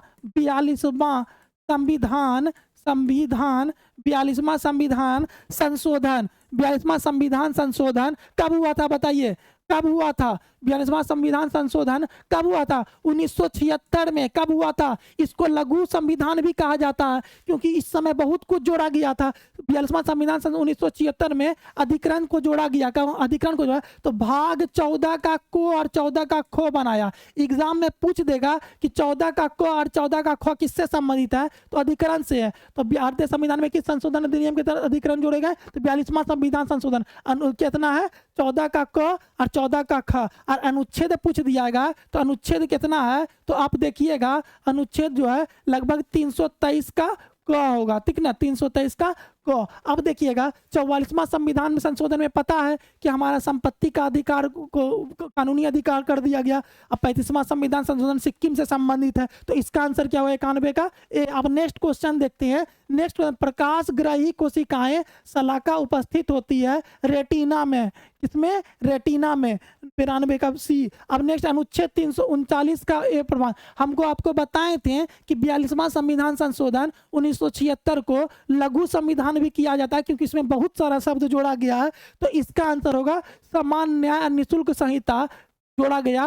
पहले ये नहीं था, तो कब जोड़ा गया? 42वां संविधान संशोधन 1976 को। अब देखते हैं, जब नीति निर्देशक तत्व का बात हम करते हैं तो पूरा नीति निर्देशक तत्व का हम मतलब पोस्टमार्टम करते हैं। देखिए, सबसे पहले हम बात करते हैं नीति निर्देशक तत्व। क्या बात करते हैं? डीपीएसपी। क्या है? नीति निर्देशक तत्व। नीति निर्देशक तत्व किस देश से लिया गया है? आयरलैंड से। किस देश से लिया गया? आयरलैंड से। अगर पूछा गया आयरलैंड का संविधान किससे लिया गया? आयरलैंड लिया गया स्पेन के संविधान से।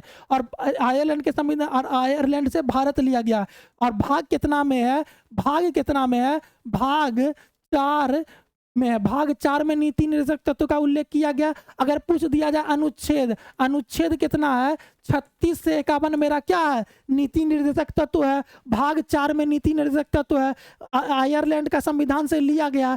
आयरलैंड किस देश से लिया गया? स्पेन से लिया गया। नीति निर्देशक तत्व में जो है गांधीवादी विचारधारा, और जो भी गांधीवादी विचारधारा, समाजवादी विचारधारा, उदारवादी विचारधारा किससे संबंधित है? नीति निर्देशक तत्व से। तो अनुच्छेद 39 का ये प्रावधान करता है समान न्याय तथा निःशुल्क विधिक संहिता, ठीक ना। अब देखिएगा नागरिकों के लिए समान नागरिक संहिता अनुच्छेद 44 में, ग्राम पंचायत का गठन अनुच्छेद 40 में, ये भी नहीं, राज्य की परिभाषा ये है मेरा 36 में, ठीक ना, ठीक ना। राज्य की परिभाषा 36 में भी है और यहाँ पे राज्य की परिभाषा अनुच्छेद 12 में भी है, ठीक ना। अब नेक्स्ट क्वेश्चन देखते हैं, चलिए, ठीक है। बिंबिसार किस राजवंश का शासक था? बार बार ये अगर बिहार में रहते हैं तो बिंबिसार का नाम नहीं आया, ऐसा हो ही नहीं सकता, क्योंकि आपको पता है कि बिहार में सबसे प्राचीन वंश कौन है? बिंबिसार, हर्यक वंश है। कौन सा प्राचीन वंश है? हर्यक वंश है, हर्यक वंश है। उसके बाद कौन सा वंश है? हर्यक वंश। तो हर्यक वंश के संस्थापक कौन है? हर्यक वंश के संस्थापक कौन है? हर्यक वंश के संस्थापक कौन है? बिंबिसार, हर्यक वंश के। उसके बाद हर्यक वंश के बाद कौन सा वंश है? शिशुनाग वंश, शिशुनाग वंश। हर्यक वंश के बाद कौन सा वंश है? शिशुनाग वंश। उसके बाद कौन सा है? नंद वंश। उसके बाद कौन सा है? नंद वंश। हर्यक वंश, शिशुनाग वंश, नंद वंश। उसके बाद क्या है? मौर्य वंश। उसके बाद कौन है? उसके बाद कौन सा है? मौर्य वंश। उसके बाद क्या है? शुंग वंश, शुंग वंश। आपको पता होना चाहिए हर्यक वंश, शिशुनाग वंश, मौर्य वंश, नंद वंश, उसके बाद मौर्य वंश, शिशुनाग वंश। तो इसका कभी कभी एग्जाम में क्या आता है, क्रम से पूछता है कि पहले से बात के क्रम में सजाएं।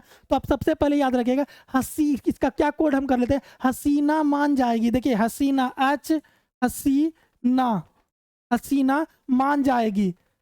तो हम देखते हैं हसीना मान जाएगी। देखिए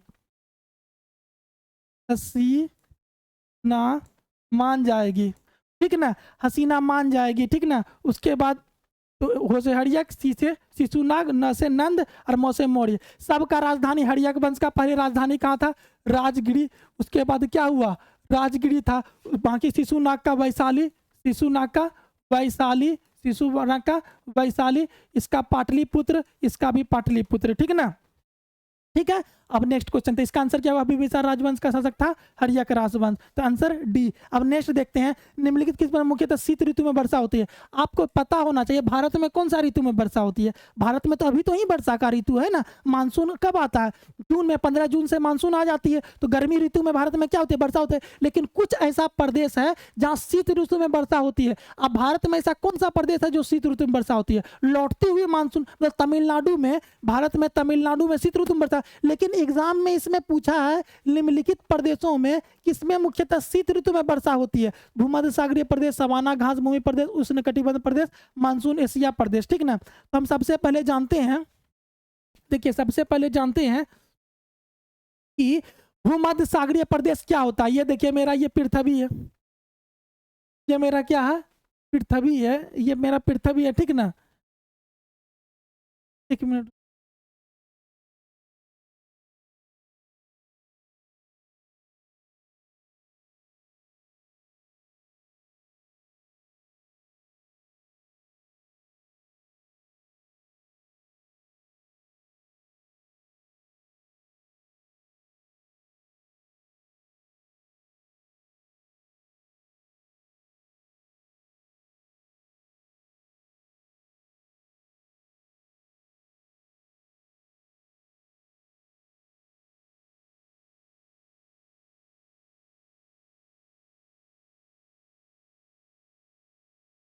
देखिए हम सबसे पहले जानते हैं, जब सबसे पहले हम समझते हैं कि भूमध्य, जब से मैंने ये क्या है मेरा? ये पृथ्वी है। आसान भाषा में समझे, एक कॉन्सेप्ट में सब क्लियर होगा। क्या होगा? ये मेरा पृथ्वी 0 डिग्री है।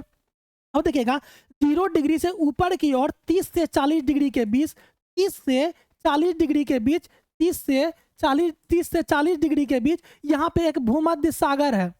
आप पढ़े होंगे कि सबसे बड़ा सागर कौन सा है? तो भूमध्य सागर। सबसे बड़ा सागर कौन है? भूमध्य सागर। सबसे बड़ा सागर कौन है? भूमध्य सागर। तो यहाँ पे जलवायु क्या विशेषता है कि शीत ऋतु में ही वर्षा होता है और गर्मी ऋतु शुष्क होता है। तो उसी के कारण यहाँ पे जो क्षेत्र 30 से 40 डिग्री के उत्तरी और 30 से 40 डिग्री दक्षिणी गोलार्ध में जो भी इस क्षेत्र में वर्षा होने वाले क्षेत्र को क्या कहते हैं? भूमध्य सागरीय प्रदेश। तो आप देख भूमध्य सागरीय जलवायु, तो ये सब क्षेत्र में भी वर्षा होगी कितना? 30 से 40 डिग्री में। तो इसी क्षेत्र में वर्षा होने के कारण इसको क्या कह दिया है? भूमध्य सागरीय प्रदेश। तो आप एक चीज, इसका आंसर क्या होगा? ए, भूमध्य सागरीय प्रदेश में। लेकिन आप देखिए वर्षा का कभी कभी एग्जाम में पूछ दिया जाता है, वर्षा कितना होता है? लगभग 90 सेंटीमीटर वर्षा, और शीत ऋतु में वर्षा भूमध्य सागरीय। और आपसे एक क्वेश्चन हम पूछते हैं, एक क्वेश्चन बनाए थे, सबसे बड़ा महासागर भूमध्य महासागर। अब अगर एक क्वेश्चन हम आपसे पूछते हैं, बताइए भूमध्य सागर और किस क्षेत्र के पास जितना भी खट्टा फल है, नींबू, संतरा, अंगूर, ये सब जो भी खट्टा फल है, अब जो भी खट्टा फल है वो कहाँ होता है? भूमध्य सागरीय प्रदेश में ही होता है। जितना भी खट्टा फल होगा ये कहाँ होगा? ये कहाँ उपजाया जाता है? आप देखते होंगे इटली वगैरह में जो भी है खट्टा फल वो होता है भूमध्य सागरीय प्रदेश में है। ठीक है, इसका आंसर क्या होगा? 95 का। अब नेक्स्ट क्वेश्चन देखते हैं। विपक्षी दल के नेता को सदन में विपक्ष के नेता के रूप में मान्यता प्राप्त करने के लिए कितने सीटों की आवश्यकता होती है? देखिएगा भारत में लगभग 500, लोकसभा में कितना सीट है? भारत में 2 प्रकार के सदन है, एक लोकसभा एक राज्यसभा। लोकसभा में 550 सीट है लगभग, और राज्यसभा में 250 सीट है। तो देखिएगा विपक्ष के नेता होने के लिए 10% कुल सदन का 10% होना चाहिए। विपक्ष दल के नेता होने के लिए कितना परसेंट होना चाहिए? 10%, या 1/10 भाग। तो मतलब कि अगर लोकसभा में कोई भी 55 सीट और राज्यसभा में 25 सीट लाता है तो उसको विपक्ष का नेता कहा जाता है। विपक्ष का नेता को ही वैकल्पिक प्रधानमंत्री भी कहते हैं। तो इसका सदन क्या होगा? 10वां भाग खोजिए। तो क्या है? सी, सदन में कुल सदस्य संख्या के 10वां भाग को कहा जाता है। तो इसका आंसर क्या होगा? 96 का सी। कभी कभी 10% भी ऑप्शन में दिया हुआ रहेगा। अब नेक्स्ट देखते हैं भारतीय संविधान की 8वीं अनुसूची। देखिएगा बहुत ज्यादा इंपॉर्टेंट क्वेश्चन है। भारतीय संविधान की 8वीं अनुसूची कितनी भारतीय भाषा है? तो आपसे हम एक क्वेश्चन डिस्कस कराते हैं। पहले वर्तमान संविधान में 8वीं अनुसूची किससे संबंधित है? भाषा से। 8वीं अनुसूची किससे संबंधित है? भाषा से। अब देखिएगा जब भारतीय संविधान की 8वीं अनुसूची था तो उसमें 8 भाषा था, ठीक ना? 8 भाषा के बाद, सॉरी, भारतीय 8वीं अनुसूची भाषा से संबंधित है। अब यहाँ ध्यान दीजिएगा, भारतीय संविधान जब बना था तो उसमें 14 भाषा का उल्लेख किया गया था। कितना भाषा का उल्लेख किया गया था? 14। और फिर एक भाषा को और जोड़ा गया 1967 में। देखिएगा 14 भाषा का था, 1967 में एक भाषा को और जोड़ा गया, ठीक ना?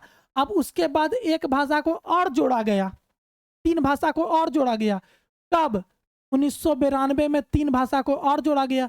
फिर 4 भाषा को और जोड़ दिया गया 2003 में।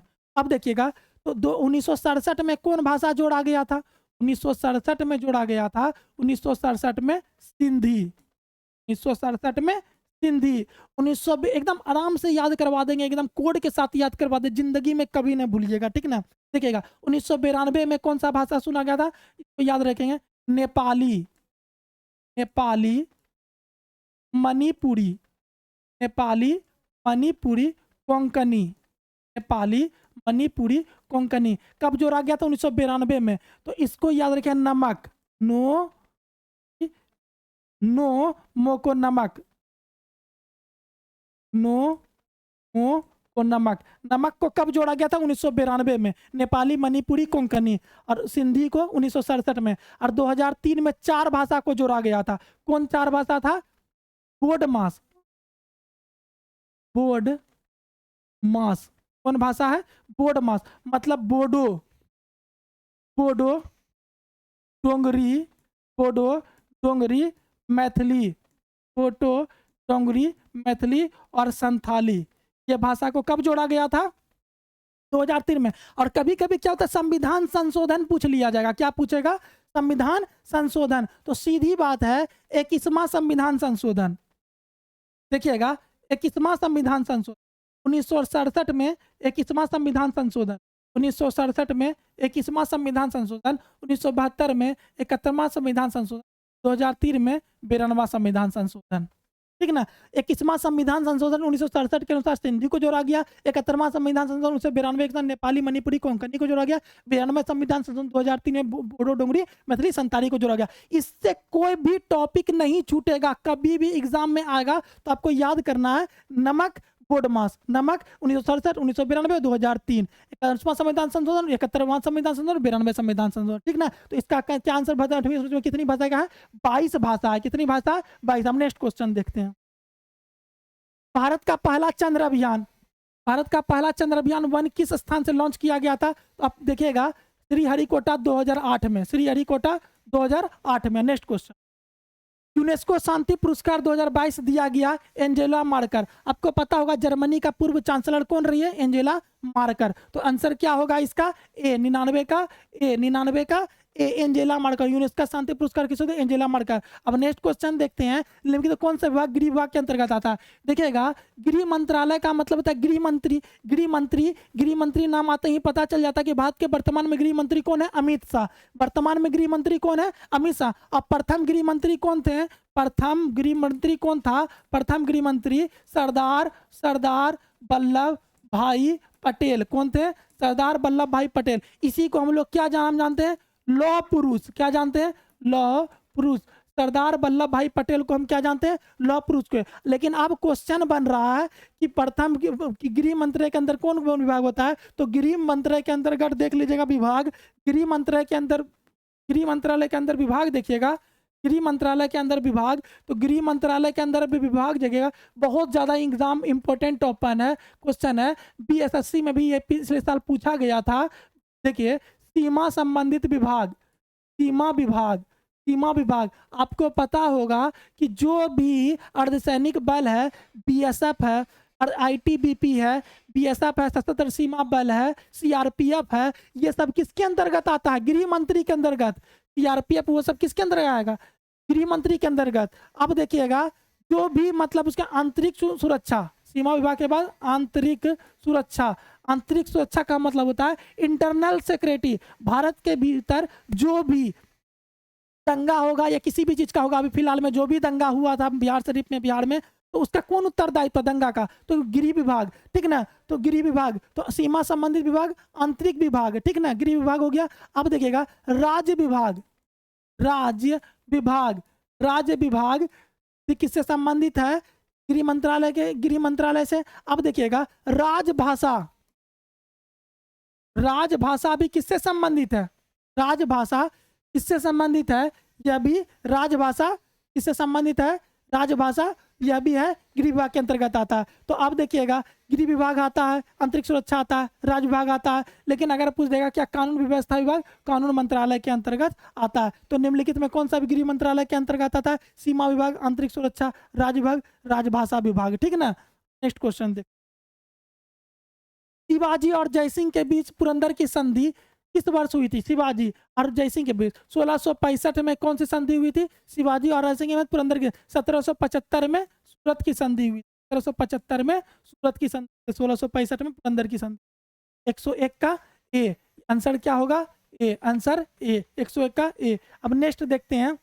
बंगाल में पागलपंथी आंदोलन का संस्थापक कौन था? आपको पता है पागलपंथी आंदोलन 1813 से लगभग 1831 के बीच बंगाल में हुआ था। इसके नेता कौन था? करमशाह। क्या था? करमशाह। तो 102 का डी। अब नेक्स्ट देखते हैं चीन की राष्ट्रीय भाषा क्या है? तो मंदारिन। चीन में सबसे ज्यादा भाषा मंदारिन बोले जाते हैं और दुनिया में सबसे ज्यादा भाषा बोलने वाली भी कौन है? चीनी भाषा। तो कभी एग्जाम में रहा तो चीनी भाषा तो वो ऑप्शन में टिक मारिएगा, जब मंदारिन रहेगा तो वो टिक मारिएगा। तो ठीक ना, इसका आंसर क्या है? 103 का डी। अब देखिएगा राज्यपाल एवं मंत्रिपरिषद के बीच, अभी हम आपको समझाते हैं, राज्यपाल एवं मंत्रिपरिषद के बीच संवाद के प्रमुख तंत्र के रूप में मुख्यमंत्री के कर्तव्य का लेखा है। अब देखिएगा अनुच्छेद 165 में क्या है? महाधिवक्ता, महाधिवक्ता। अनुच्छेद 165 में महाधिवक्ता। अनुच्छेद 164 में नियुक्ति करेगा, अनुच्छेद 164 में नियुक्ति करेगा राज्यपाल मुख्यमंत्री को, मुख्यमंत्री की नियुक्ति। अनुच्छेद मुख्यमंत्री की नियुक्ति, मुख्यमंत्री की नियुक्ति, मुख्यमंत्री की नियुक्ति। अनुच्छेद 164 क्या? मुख्यमंत्री की नियुक्ति। एक देखिएगा 166 में, अनुच्छेद 166 में, अनुच्छेद 166 में अनुच्छेद 166 में क्या है और 167 में क्या है, तो देखिएगा जो भी मुख्यमंत्री का जो भी राज्य सरकार का जो भी कार्य होगा, कार्यों का संचालन वो राज्यपाल के नाम से होगा। संचालन किसके नाम से होगा? संचालन राज्यपाल के नाम से होगा, राज्यपाल के नाम से होगा 166 में। और कर्तव्य क्या है कि जो भी मंत्री परिषद मुख्यमंत्री जो भी कार्य करेगी सूचना देगी, कितना अनुच्छेद के अनुसार? सूचना 167 के अनुच्छेद के अनुसार। तो 165 में महाधिवक्ता, तो संचालन राज्यपाल के नाम से होगा, जो भी कार्य होगा राज्यपाल के नाम से। अनुच्छेद 167 में सूचना देगा मुख्यमंत्री राज्यपाल को, जैसे सूचना का मतलब जो भी काम करेंगे सूचना देंगे राज्यपाल को। और अनुच्छेद 164 में नियुक्त। अब यही है अनुच्छेद, यही अगर राष्ट्रपति आएगा तो यहाँ पे अनुच्छेद 77 आ जाएगा और यहाँ पे अनुच्छेद 178 आ जाएगा, ठीक ना। अनुच्छेद 177 के अनुसार राष्ट्रपति के नाम से कार्य होगा और अनुच्छेद 118 में प्रधानमंत्री सूचना देगा राष्ट्रपति को। नेक्स्ट क्वेश्चन, इसका आंसर क्या हो गया? ए, ठीक ना। नहीं ए नहीं, इसका आंसर क्या हो गया? 104 का 4 का, ठीक ना। देखिएगा भारत के संविधान में 10वीं अनुसूची, देखिएगा 10वीं अनुसूची मूल संविधान में नहीं था। सबसे पहले हम जानते दल बदल क्या होता है। दल बदल का मतलब होता है किसी एक दल से हम दूसरे दल में, बच्चा में हम लोग जानते हैं क्रिकेट खेलते थे तो बैटिंग नहीं देता था, दूसरा में हम चले जाते थे। तो इसी प्रकार दल बदल का कि क्या हुआ कि जैसे हम किसी पार्टी में गए, हमको मंत्री नहीं बनाया, हम उस पार्टी को छोड़ के उस पार्टी में चले। अभी देखो महाराष्ट्र सरकार में एक नाथ शिंदे जो थे वो अपना शिवसेना छोड़ के कांग्रेस से मिल गए। अब देखते होंगे कि आजकल दल बदल हो रहा है, तो उसी को रोकने के लिए दल बदल बनाया गया था। तो दल बदल बनाया गया था 52, दल बदल संबंधित है 1950 में 52वां संविधान संशोधन के द्वारा। 52वां संविधान संशोधन में यह प्रावधान किया गया कोई भी व्यक्ति दल बदल करेगा तो अगर उसका 1/3 सदस्य, कितना सदस्य? 1/3 सदस्य, जैसे मान के चलिए कोई व्यक्ति का पार्टी 60 सदस्य है और 60 सदस्य में 1/3 सदस्य मतलब 20 सदस्य छोड़ के दूसरा जाएगा तो उसको दल बदल नहीं माना जाएगा। अगर एक व्यक्ति जाएगा तो माना जाएगा। लेकिन इसके बावजूद भी किया जाने लगा। तो एक बात बता देते हैं, तो 2003 में 51वां संविधान संशोधन 2003 में, कब की बात है? 51वां संविधान संशोधन 2003 में इसमें फिर संशोधन कर दिया गया। क्या कर दिया गया? 1/3 की जगह 2/3 का प्रावधान किया गया, ठीक ना। तो इसका आंसर क्या है? 105 का बी। अब नेक्स्ट देखिएगा, दल बदल 10वीं अनुसूची और 52वां संविधान संशोधन किससे संबंधित? दल बदल से। नेक्स्ट क्वेश्चन, पंचायत शक्ति प्राधिकार तथा उत्तरदायित्व का प्रावधान किया गया। पंचायत की शक्ति प्राधिकार उत्तरदायित्व किया गया। तो अब देखते हैं 243 पंचायत का उल्लेख आते ही पता है कि अनुच्छेद अनुच्छेद अनुच्छेद 243 40 पंचायत का गठन का उल्लेख किया गया। भाग 11 नहीं सॉरी भाग 9 तो अनुसूची 11 भाग 9 अनुसूची अनुसूची 11 ये सब में पंचायत का उल्लेख किया गया। अनुसूची 11 भाग 9 अनुच्छेद 243 40 में, ठीक ना। अब देखिएगा एक चीज देखिएगा, क्या क्या देखना है हमको। 243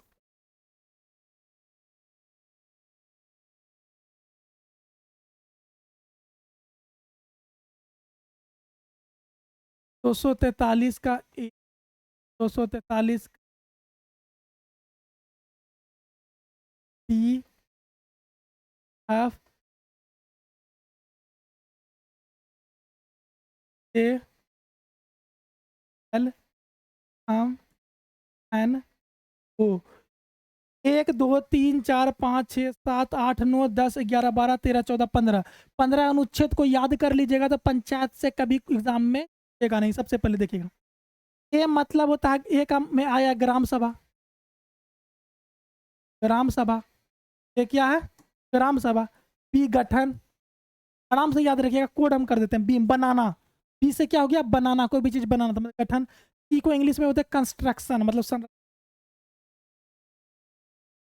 डी मतलब डिस्काउंट, ई मतलब वर्ष, अवधि, अवधि भी कर सकते, अवधि। अफ मतलब हो गया योग्यता, फैल, कोई भी फैल पास होते हैं तो योग्यता होना चाहिए ना, एफ से फैल योग्यता। जी मतलब शक्ति, पार्ले जी बिस्कुट खा मतलब शक्ति। एच का मतलब होता है कर, हायर टैक्स, टैक्स भी बोलते हैं। आई का मतलब राज्य वित्त आयोग, वित्त आयोग। ये मतलब जांच परीक्षा, लेखा जांच, लेखा जांच। के निर्वाचन, राज्य निर्वाचन आयोग, निर्वाचन आता ना, के मतलब निर्वाचन, के निर्वाचन। अल से होता है लागू होना, कुछ क्षेत्रों में लागू होना, कुछ संघ क्षेत्र लागू होना, ठीक है। एम मतलब कुछ राज्य क्षेत्र में लागू नहीं होना। पंचायती राज जो है मिजोरम, मना है मिजोरम, एम से मना कर दीजिए, मिजोरम, मेघालय और नागालैंड। टीपीएससी में एक बार क्वेश्चन पूछ दिया गया था, कौन सा पंचायती राज लागू नहीं, मिजोरम, मेघालय, नागालैंड। अन मतलब, अन मतलब नियम बना रहना, नियम बना रहना। वो का मतलब होता है न्यायालय के हस्तक्षेप पर रोक, न्यायालय के हस्तक्षेप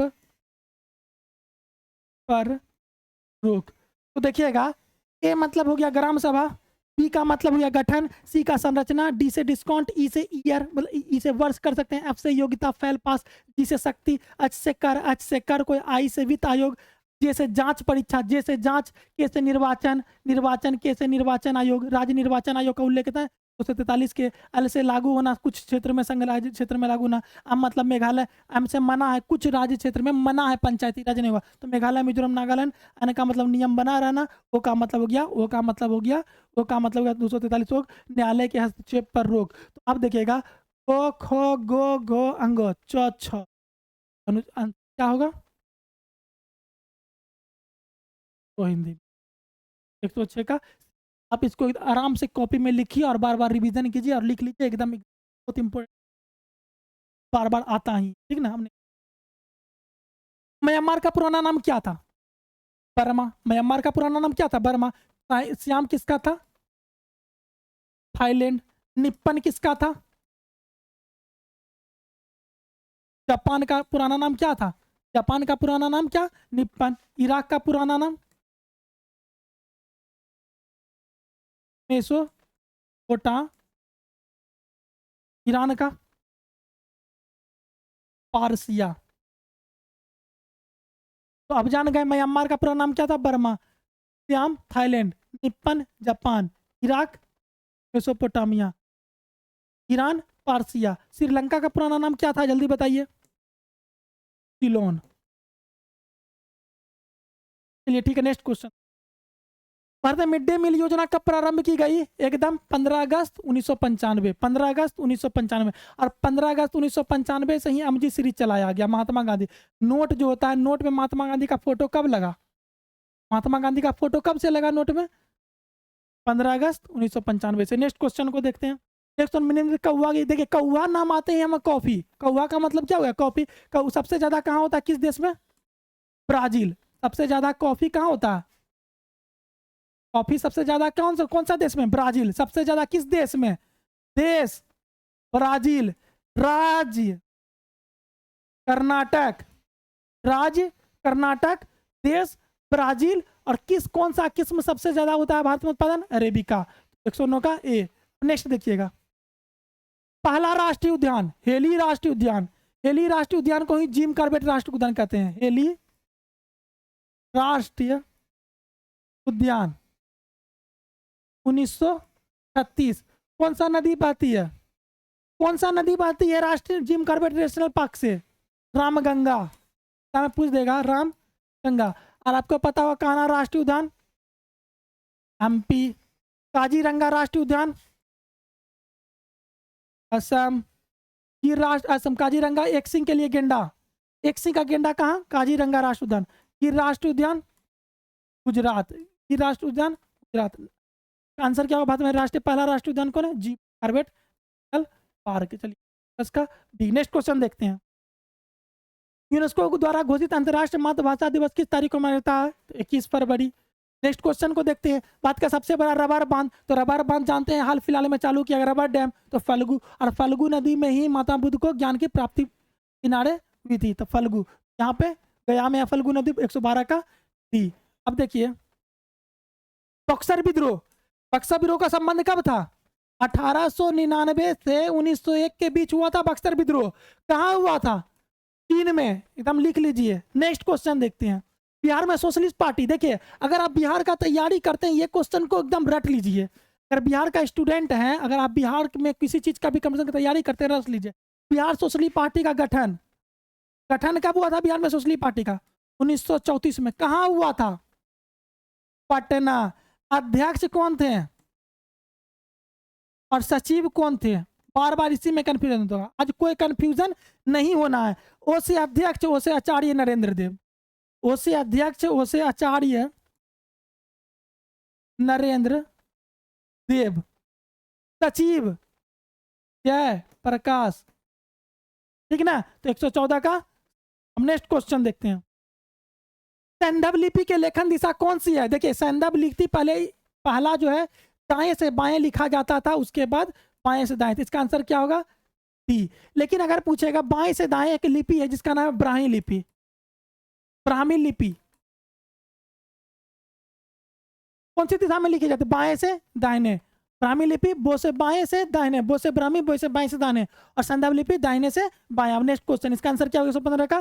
डी। अब नेक्स्ट क्वेश्चन देखिए, सिंधी भाषा को 8वें अनुसूची में कब जोड़ा गया था? अभी पहले बताया था आपको, अभी हम बताए थे आपको टोटल डिस्कशन। तो इसका आंसर क्या होगा आप नीचे कमेंट में देख लीजिएगा, ठीक ना? जब भी होगा।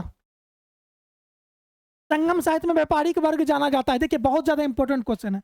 ये मेरा जो मैप है संगम साहित्य, आज से लगभग 300-400 ईसा पूर्व में, लगभग 304 ईसा पूर्व पहले यहाँ पर एक तमिलनाडु और केरल के आसपास एक मतलब कि संगम, कवियों का संगम का मतलब होता है जब कवि लोग कोई बैठ के जब कोई मतलब कविता लिखते थे या कोई पुस्तक लिखते थे, उसी को संगम बोला जाता था, ठीक ना? तो संगम साहित्य में 3 चीजें, एक वेनिगर, एक पुलियन, एक वेल्लार। क्या है? वेनिगर, पुलियन और वेल्लार। वेनिगर, पुलियन और वेल्लार। वेनिगर का मतलब होता है व्यापारी। वेनिगर का मतलब क्या होगा? व्यापारी। और वेनिगर का मतलब क्या होगा? व्यापारी। पुलियन का मतलब होता है चटाई बनाने वाला। पुलियन का मतलब क्या होता है? चटाई बनाना। वेल्लार का मतलब होता है, वेल्लार का मतलब होता है धनी ब्राह्मण। जो भी धनी उच्च जाति का ब्राह्मण होगा, धनी ब्राह्मण, ब्राह्मण। और यह इसका मुख्य कार्यकर्ता कृषक का। तो हम जान गए कि संगम साहित्य में व्यापारिक वर्ग कहा जाता है वेनिगर और पुलियन, चटाई, वेला। बीपीएससी का जो अभी मेंस ऑब्जेक्टिव हो गया आपको पता है, तो उसमें यह क्वेश्चन एकदम सेम क्वेश्चन पूछा गया था। तो धन्यवाद। अगर आपको डिस्कशन अच्छा लगा होगा तो आप इसको बार बार देखिए, रिवीजन कीजिए, और वीडियो को लाइक और शेयर और सब्सक्राइब कीजिए, और कमेंट नीचे जरूर कीजिएगा कि आपको आज का सेशन कैसा लगा, और समझ में आया तो अच्छी